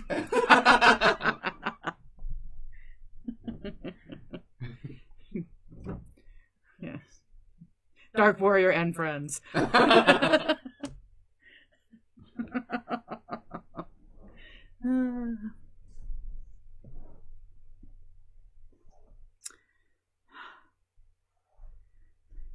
Yes. There we go. Listen to this guy. Viceroy. Viceroy. The Checkeroy. First of all, the honor that you give him with your title throws him to some degree, and then he's like, "Oh, they're sucking up to me, okay." And he turns and says, "The Viceroy would be happy to see you. If you wish to pull off over to the side, you may enter the building through the side door." The servant's entrance. Essentially, that's what you're assuming it is. Yeah. But it could be just the fact that this individual does not have access to the front door. Because you notice that there is no key indicator anywhere on him. So it seems like this may just be literally a person in a facade of guarding what is not actually an entrance to this building. Oh. So roll perception on this. So it's like a decoy. I actually got a good one. I got 22. 22? Okay. So, Molly, this looks like a very nice building. You see some flickering lights and some curtains. It appears to be a very normal design. Felicity, you're noticing that there's kind of a... Think of like Home Alone when it's kind of the same repeating person moving around in a circle. Like, there's definitely something off about it, but there's like a hint of realism to it. What you're realizing is this is in fact just magic. This thing is like an inch thick, this facade. And once you enter the side, you can tell where the facade ends. And what you're seeing is in fact a hut behind this facade. Oh. And when I say hut, think about the size of my place, kind of, in that location, which is one... Typical hut here. Yeah. In the hut. You don't know. You haven't entered yet. So once we all come around, can we all tell it's a facade? Or I'm the only one who can tell it's a facade right now? Felicity has an inkling. Yeah, Felicity there's an inkling whether or not she says something, but you're aware that this is all one big facade. Okay. And then there's kind of like this side facade on it, but it's definitely not as good as the front. Okay. Whether or not you choose to disclose that is up to you. Yeah. So it's like a pretty standard facade, guys. Yeah. Can you tell? Like, this is totally like... Well, yeah, I mean... No, not the halberd, the facade. I'm impressed I even know the word facade.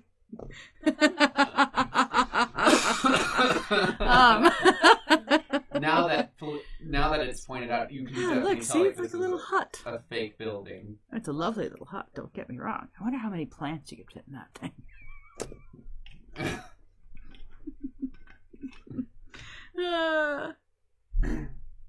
Alright, if you didn't need your dining room table or your sofa or your living room or this or that. As I'm wearing my Plant Daddy shirt. I mean, at least the bathrooms are still fairly free. So my sister-in-law kept all her plants in the bathroom. I have no windows in my bathrooms, otherwise that might be different. Well, she did to steam them. Oh. Anyway. So there's no guard in this door, so you can just walk right in if you so choose. Or you can knock. We knock? Yeah, I mean, it's polite to... Alright. Knock. D knocks and...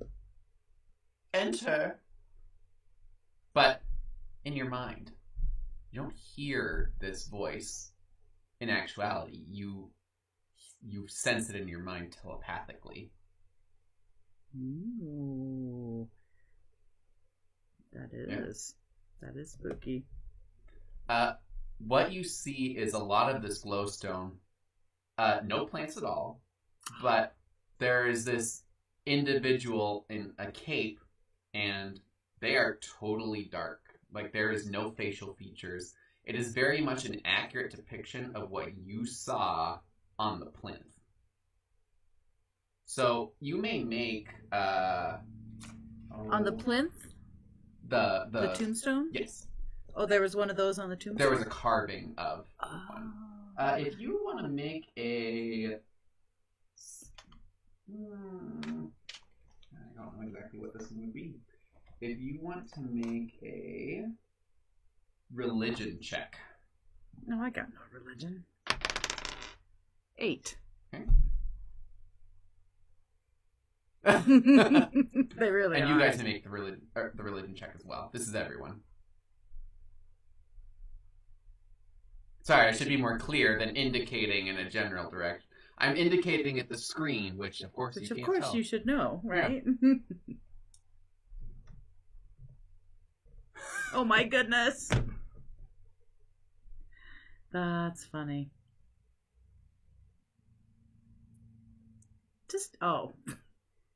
I was gonna say, we're just a whole bunch of atheists here, aren't we?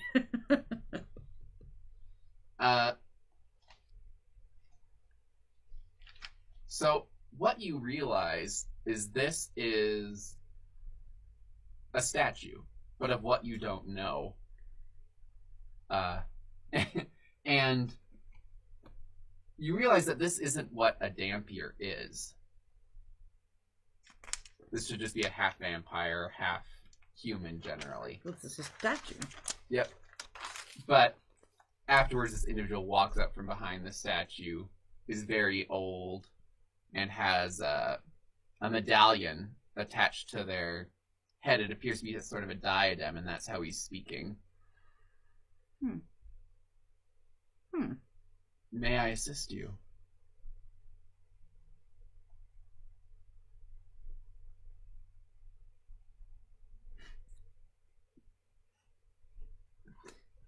Absolutely.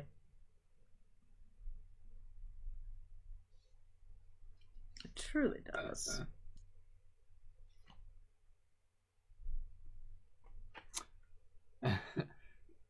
I see you're here to speak with me, of course, but to what end?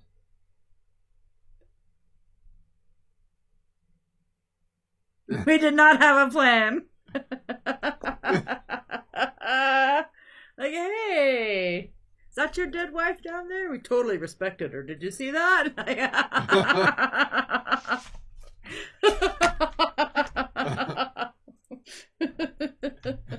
Is that? Yeah, sure, why not?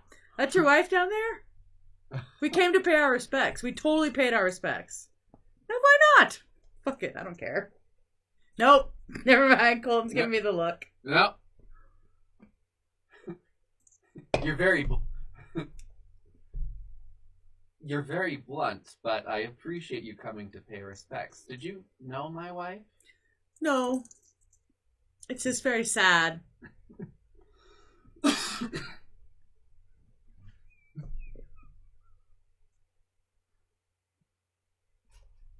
Me too.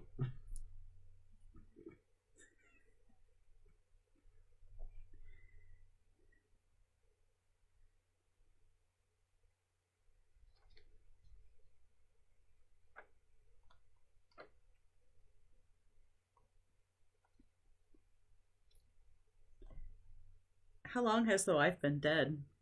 We don't know. Well, I guess you looked at it, didn't you? Oh, we did look at it. When did she die? How long That's a ago great was that? question. Game Master? And what was her middle name again? She did not have a middle name. Well, she had to have a favorite color. Let me...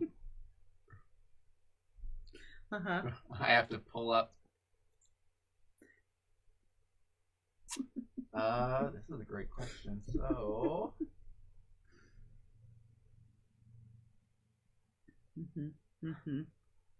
What was her INFT profile? She died about 9,988 years ago. Fuck me. You're lying. No. He's lying. It is. I don't believe it. And he was killed, and she was killed by Maracena. Mm-hmm. Maracena's not that old.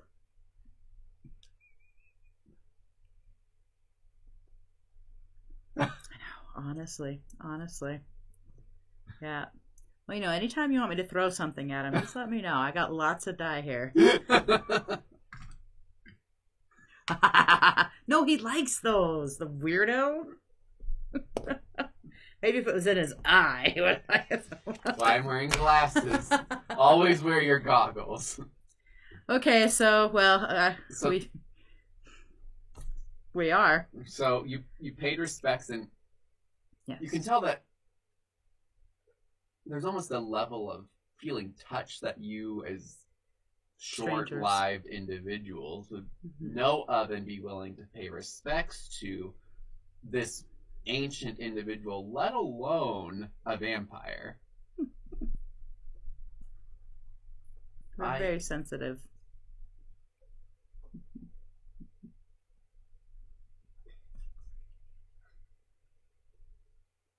Yep. There's a There's a clearing of the throat, and you realize that he, in fact, does have a voice. Let's hear it.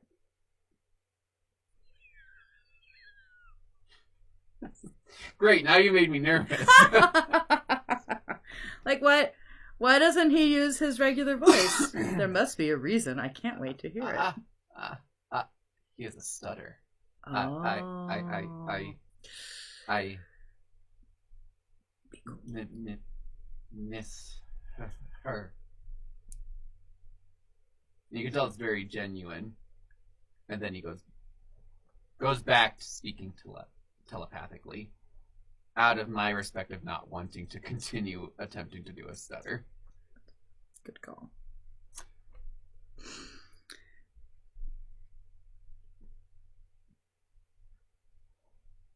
Yes. I appreciate your forwardness, but I feel as if there is more to this than paying respects. Most individuals do not come to see me out of a sense of graciousness or kindness. Oh.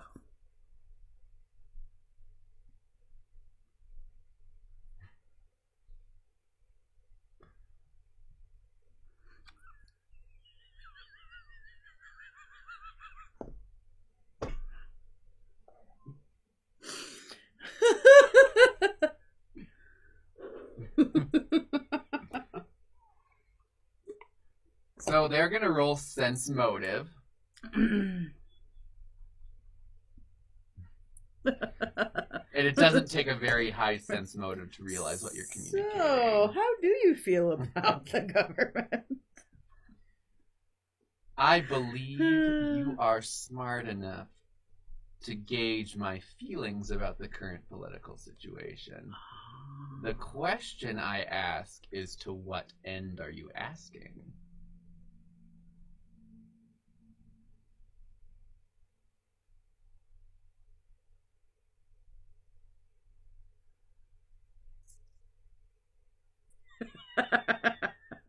There's a sly smile.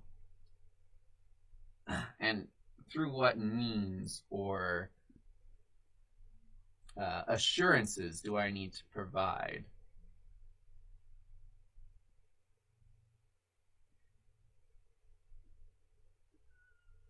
My blanket support?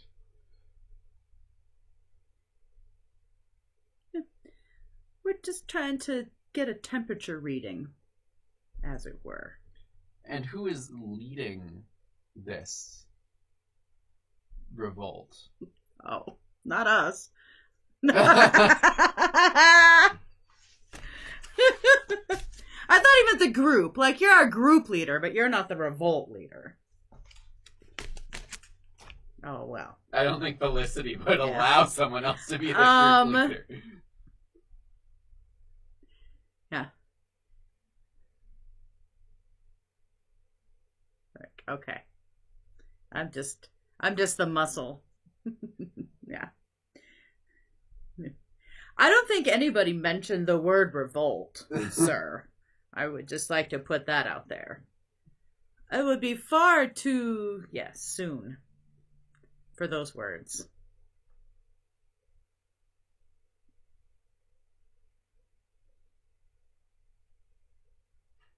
He laughs when you say 10,000 years. You know, some pains just don't go away.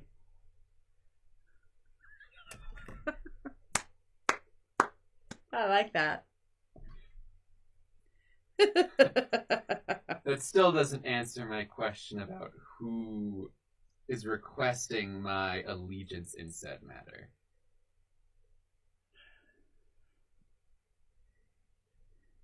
And means. Because you just don't have the means. Of sufficient means? Right? I mean, you don't need to bluff that. You genuinely don't know who Kosovo is working for. Oh, there you go.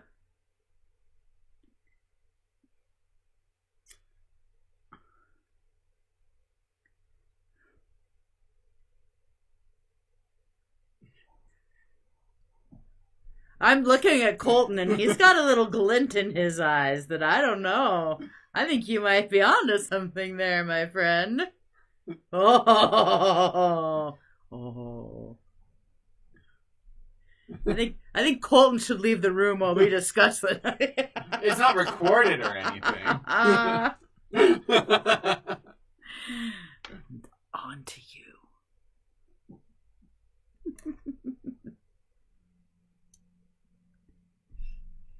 I guess. Yeah, we don't need to go that far. But I guarantee you, he's got something up his sleeve. Guarantee you. Yeah.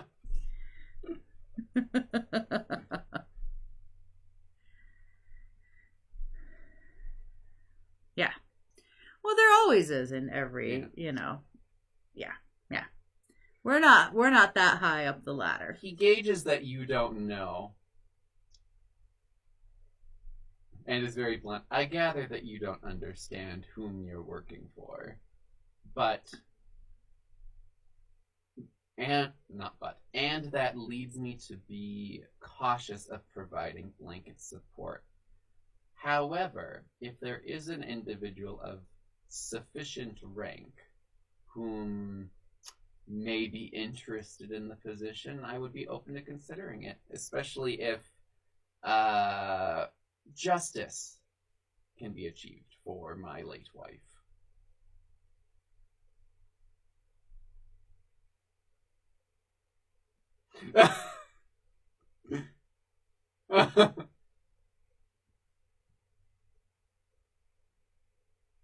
I would never want our Empress to see me as a vengeful person. Justice, revenge, I mean... You can tell that he's being very political with plausible deniability in this situation. Yeah. This is not that he does not understand. Gotta have that deniability. You may pass on my assurances. We got assurance. To your employer.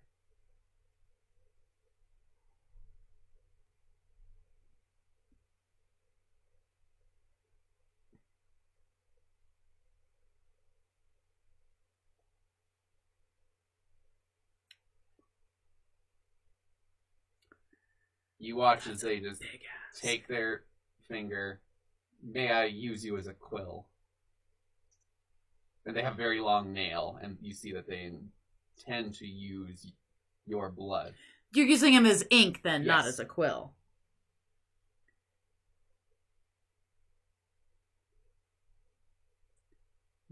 They take their nail and collect the blood as one would in a quill, and then they draw their own sigil in your blood. And then you watch as they take and clean off the rest of your blood from their finger. Uh-oh, he's gonna taste. Careful. Looks at you quizzically and then no mind and hands you the sigil. What's wrong with his blood? He's a gnome.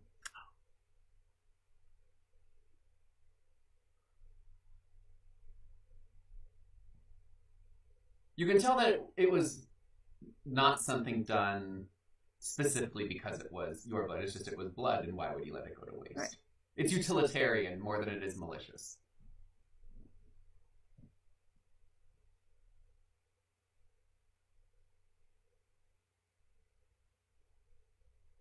Okay.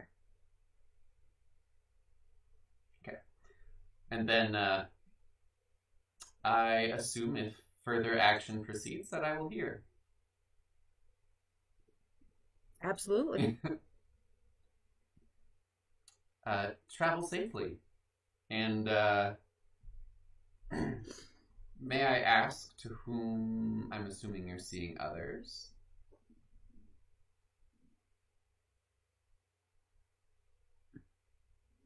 Would you care to share, as I may have knowledge, as I am even older than the Empress?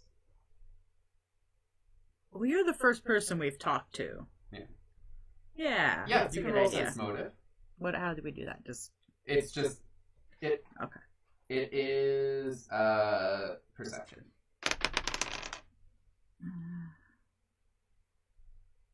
What is your goal here?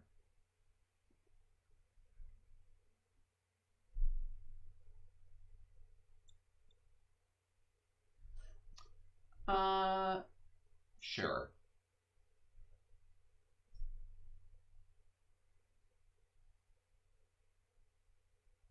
I mean, giving information that you shouldn't be giving can always be dangerous, and you're not attuned to the eccentricities of vampiric society. And what did you get? I got an 11 for perception. Okay. If nothing else, it seems like they're just trying to collect further information. Yeah. Because at this point, they don't want to be left in the lurch. Right. I would say. We haven't talked to any. You're the first person we've spoken to about this, so we kind of want to get more of a lay of the land. But we would gladly accept any information you might have or any direction you might point us in as to who we might go speak to next. Or, any information on anything. Well, an individual who could lay claim to said title is,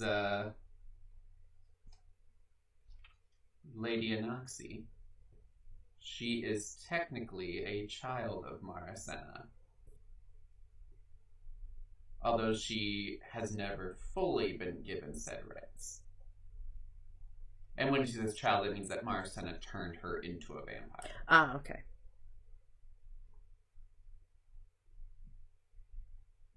You gather that's what child means, and they will say, literally child by blood, even though it's by blood and by birth are kind of the two ways that they'll describe it.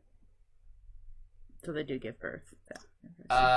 Whether or not they were a parent prior to being turned. Interesting.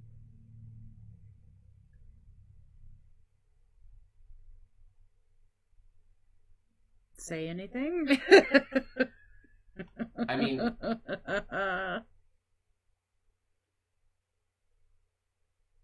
yeah. You don't have to continue to provide more information. You can just tell that the less information that they receive, the more unsettled they will be.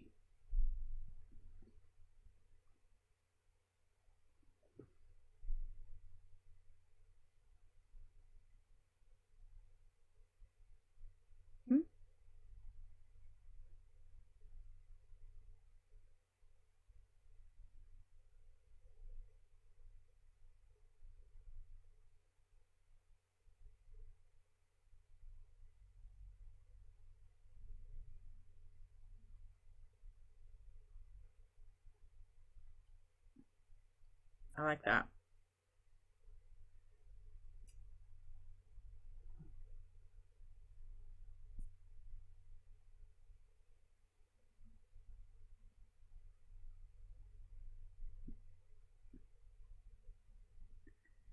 Right. Yeah. If the temperature is rather cold, I suppose my name should stay off of that list.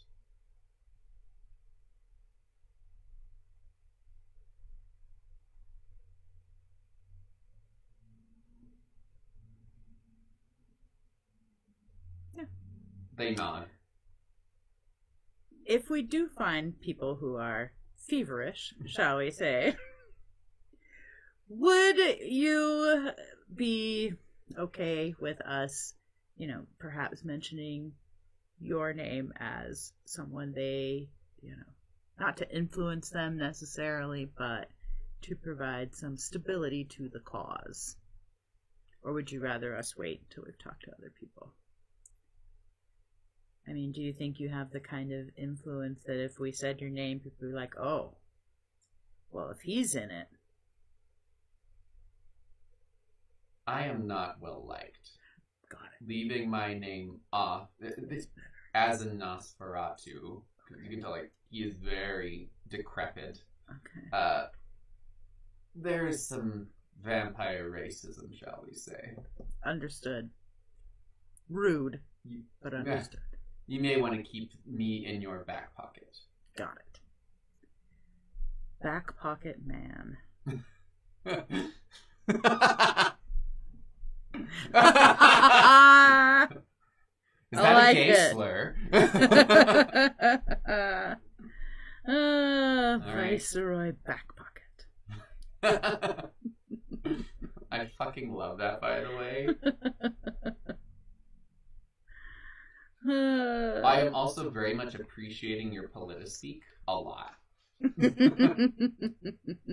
Hey, gotta be political. I mean, you guys are doing great. I'm impressed.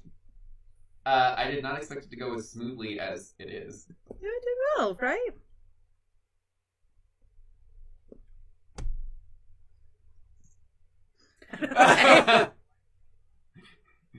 So heard about your wife, eh?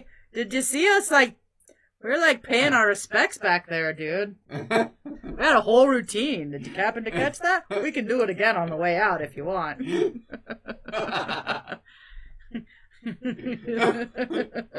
Yeah. Did you like her? Oh, well. What are you gonna do?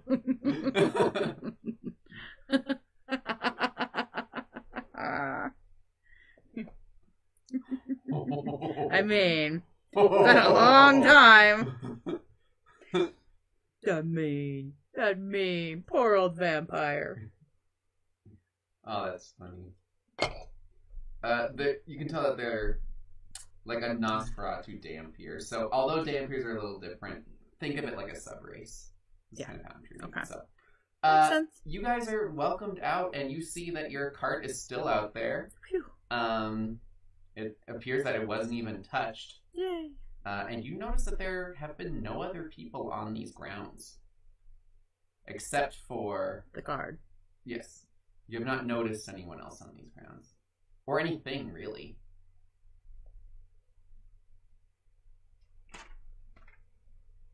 Yeah, and there were other vampires, but...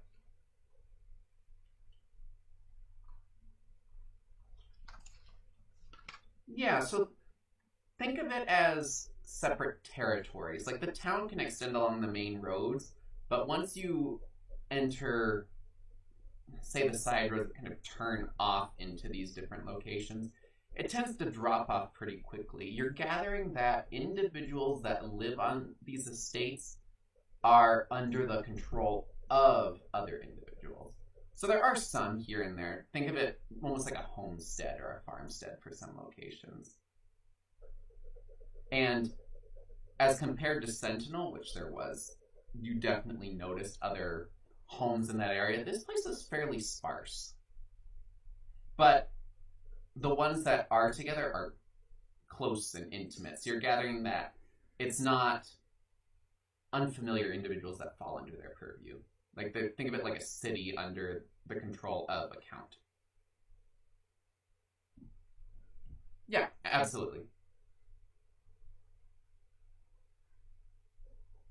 Yeah.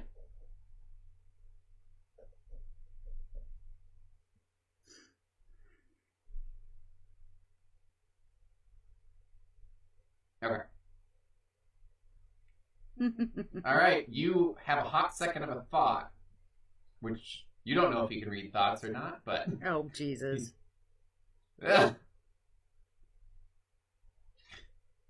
Okay. All right.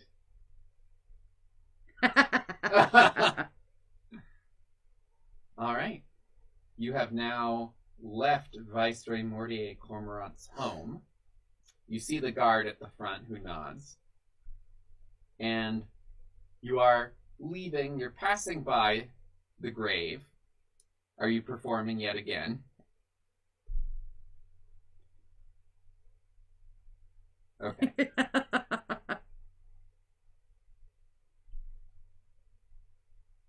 Yeah, you can. You guys spend a long time at this grave, kind of examining the eccentricities about it. You can tell that this is indeed very, very old, but it has been maintained.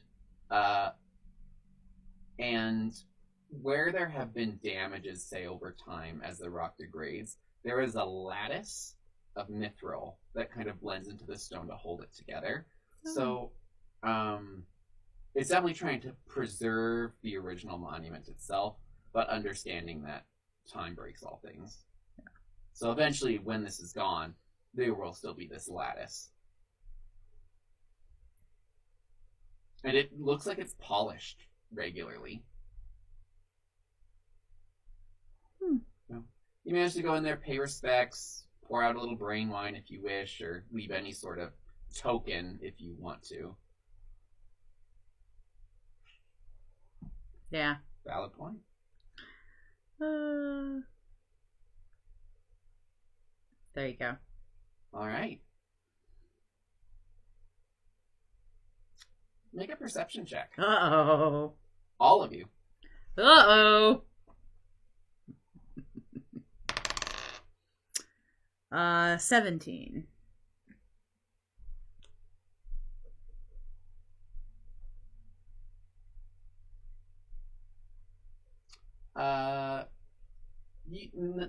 Neither of Dee or Molly notices, but Felicity, you see that there are some worms that seem to come up and get the blood.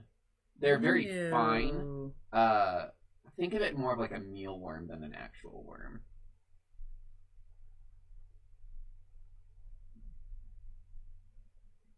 Yeah.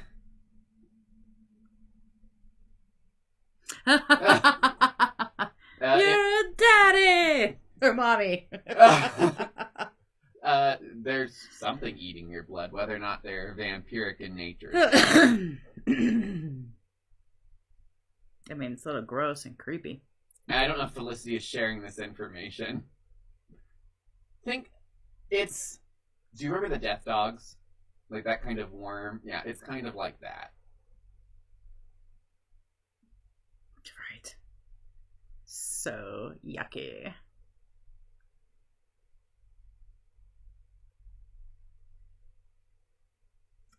Ruth feigns her elderliness as Dee, I'm assuming, helps her into the caravan. Just boop. Yeah. Oop, I love it. All right. She's like, ugh, and then she just starts like cracking her back, and so I hate this act sometimes. And then sits down in her rocking chair, pulls out some chocolate, and starts passing it out. I miss fresh baked bread. You missed what? Fresh baked bread.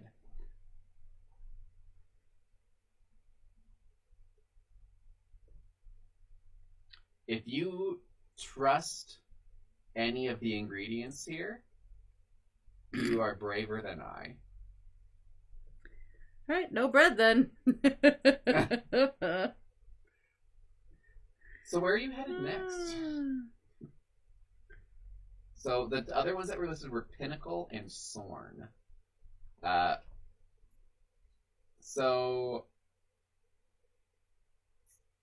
mean, Sorn's kind of between, right? Sort of. We could go up to Sorn. So Sorn is the one where you don't know anything about them. Maybe not. The Pinnacle is the one that really didn't do anything. Oh, and I actually screwed up a little bit. So I misread. So the last one that you saw, Mordier Cormorant, was popular, especially with the people he had. It's Melian Rit, who is the Nosferatu, that is not popular. So the person that you talk to actually will allow you to use their name because they hold influence that Maricena did not right out execute them. Okay. But as you gathered in the conversation, as a show of force, she did execute his wife. Right. Because about 1,000 years ago is what you're gathering that Maricena took power. Almost 1,000 years ago. Okay. Correct. Noted. So we can use Viceroy back pocket. He's in the front pocket now. Yeah.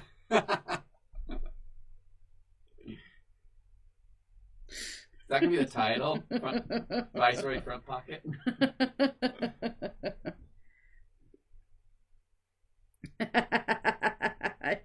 I like that. That one sounds too. like the League of Extraordinary Right? Gentlemen type of thing. That's awesome. What was it? The reunion of Likeminded. Yeah.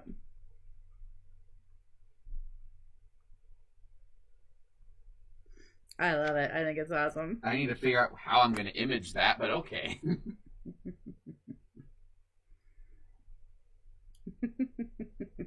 I mean, that would be a little easier. There's a pocket with little vampire. Ooh, hello. Maybe I'll have them in a bunch of pockets. All right. So, are you headed to the unpopular vampire or the mystery vampire?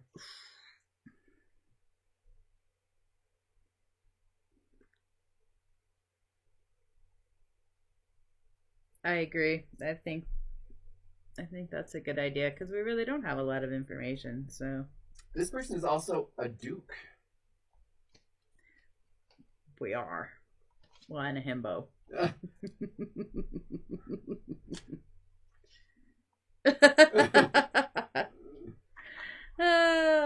D is actually under the influence of all the girl bosses. Mm-hmm.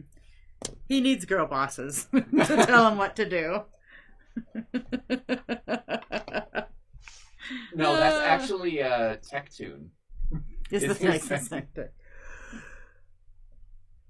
So at this point, you can tell he is not actually writing in his book as an attempt to figure out what information should be added to this collection of your activities.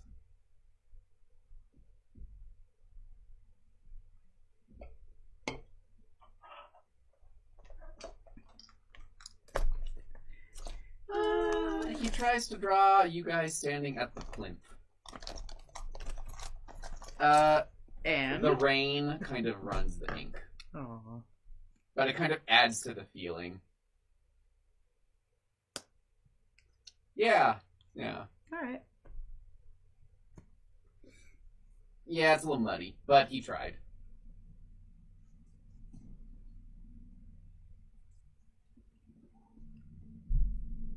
Yep.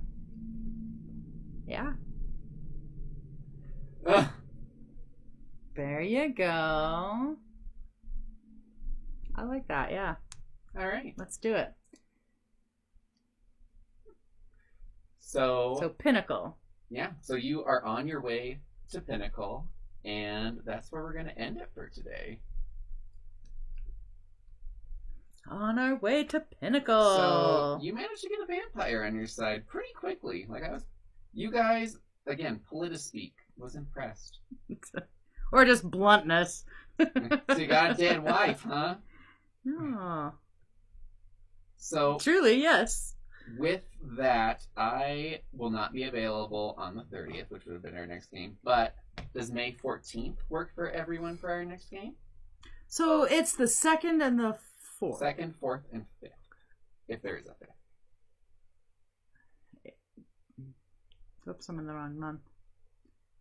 Oh, there's something. What is it? Oh, that's Mother's Day, guys. Okay.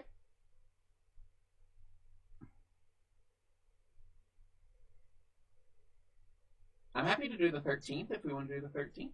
We could do the 13th. All right. Perfect. Yeah, you can't do it on Mother's Day. No, I'm glad that you noticed that because it's not on my holiday list.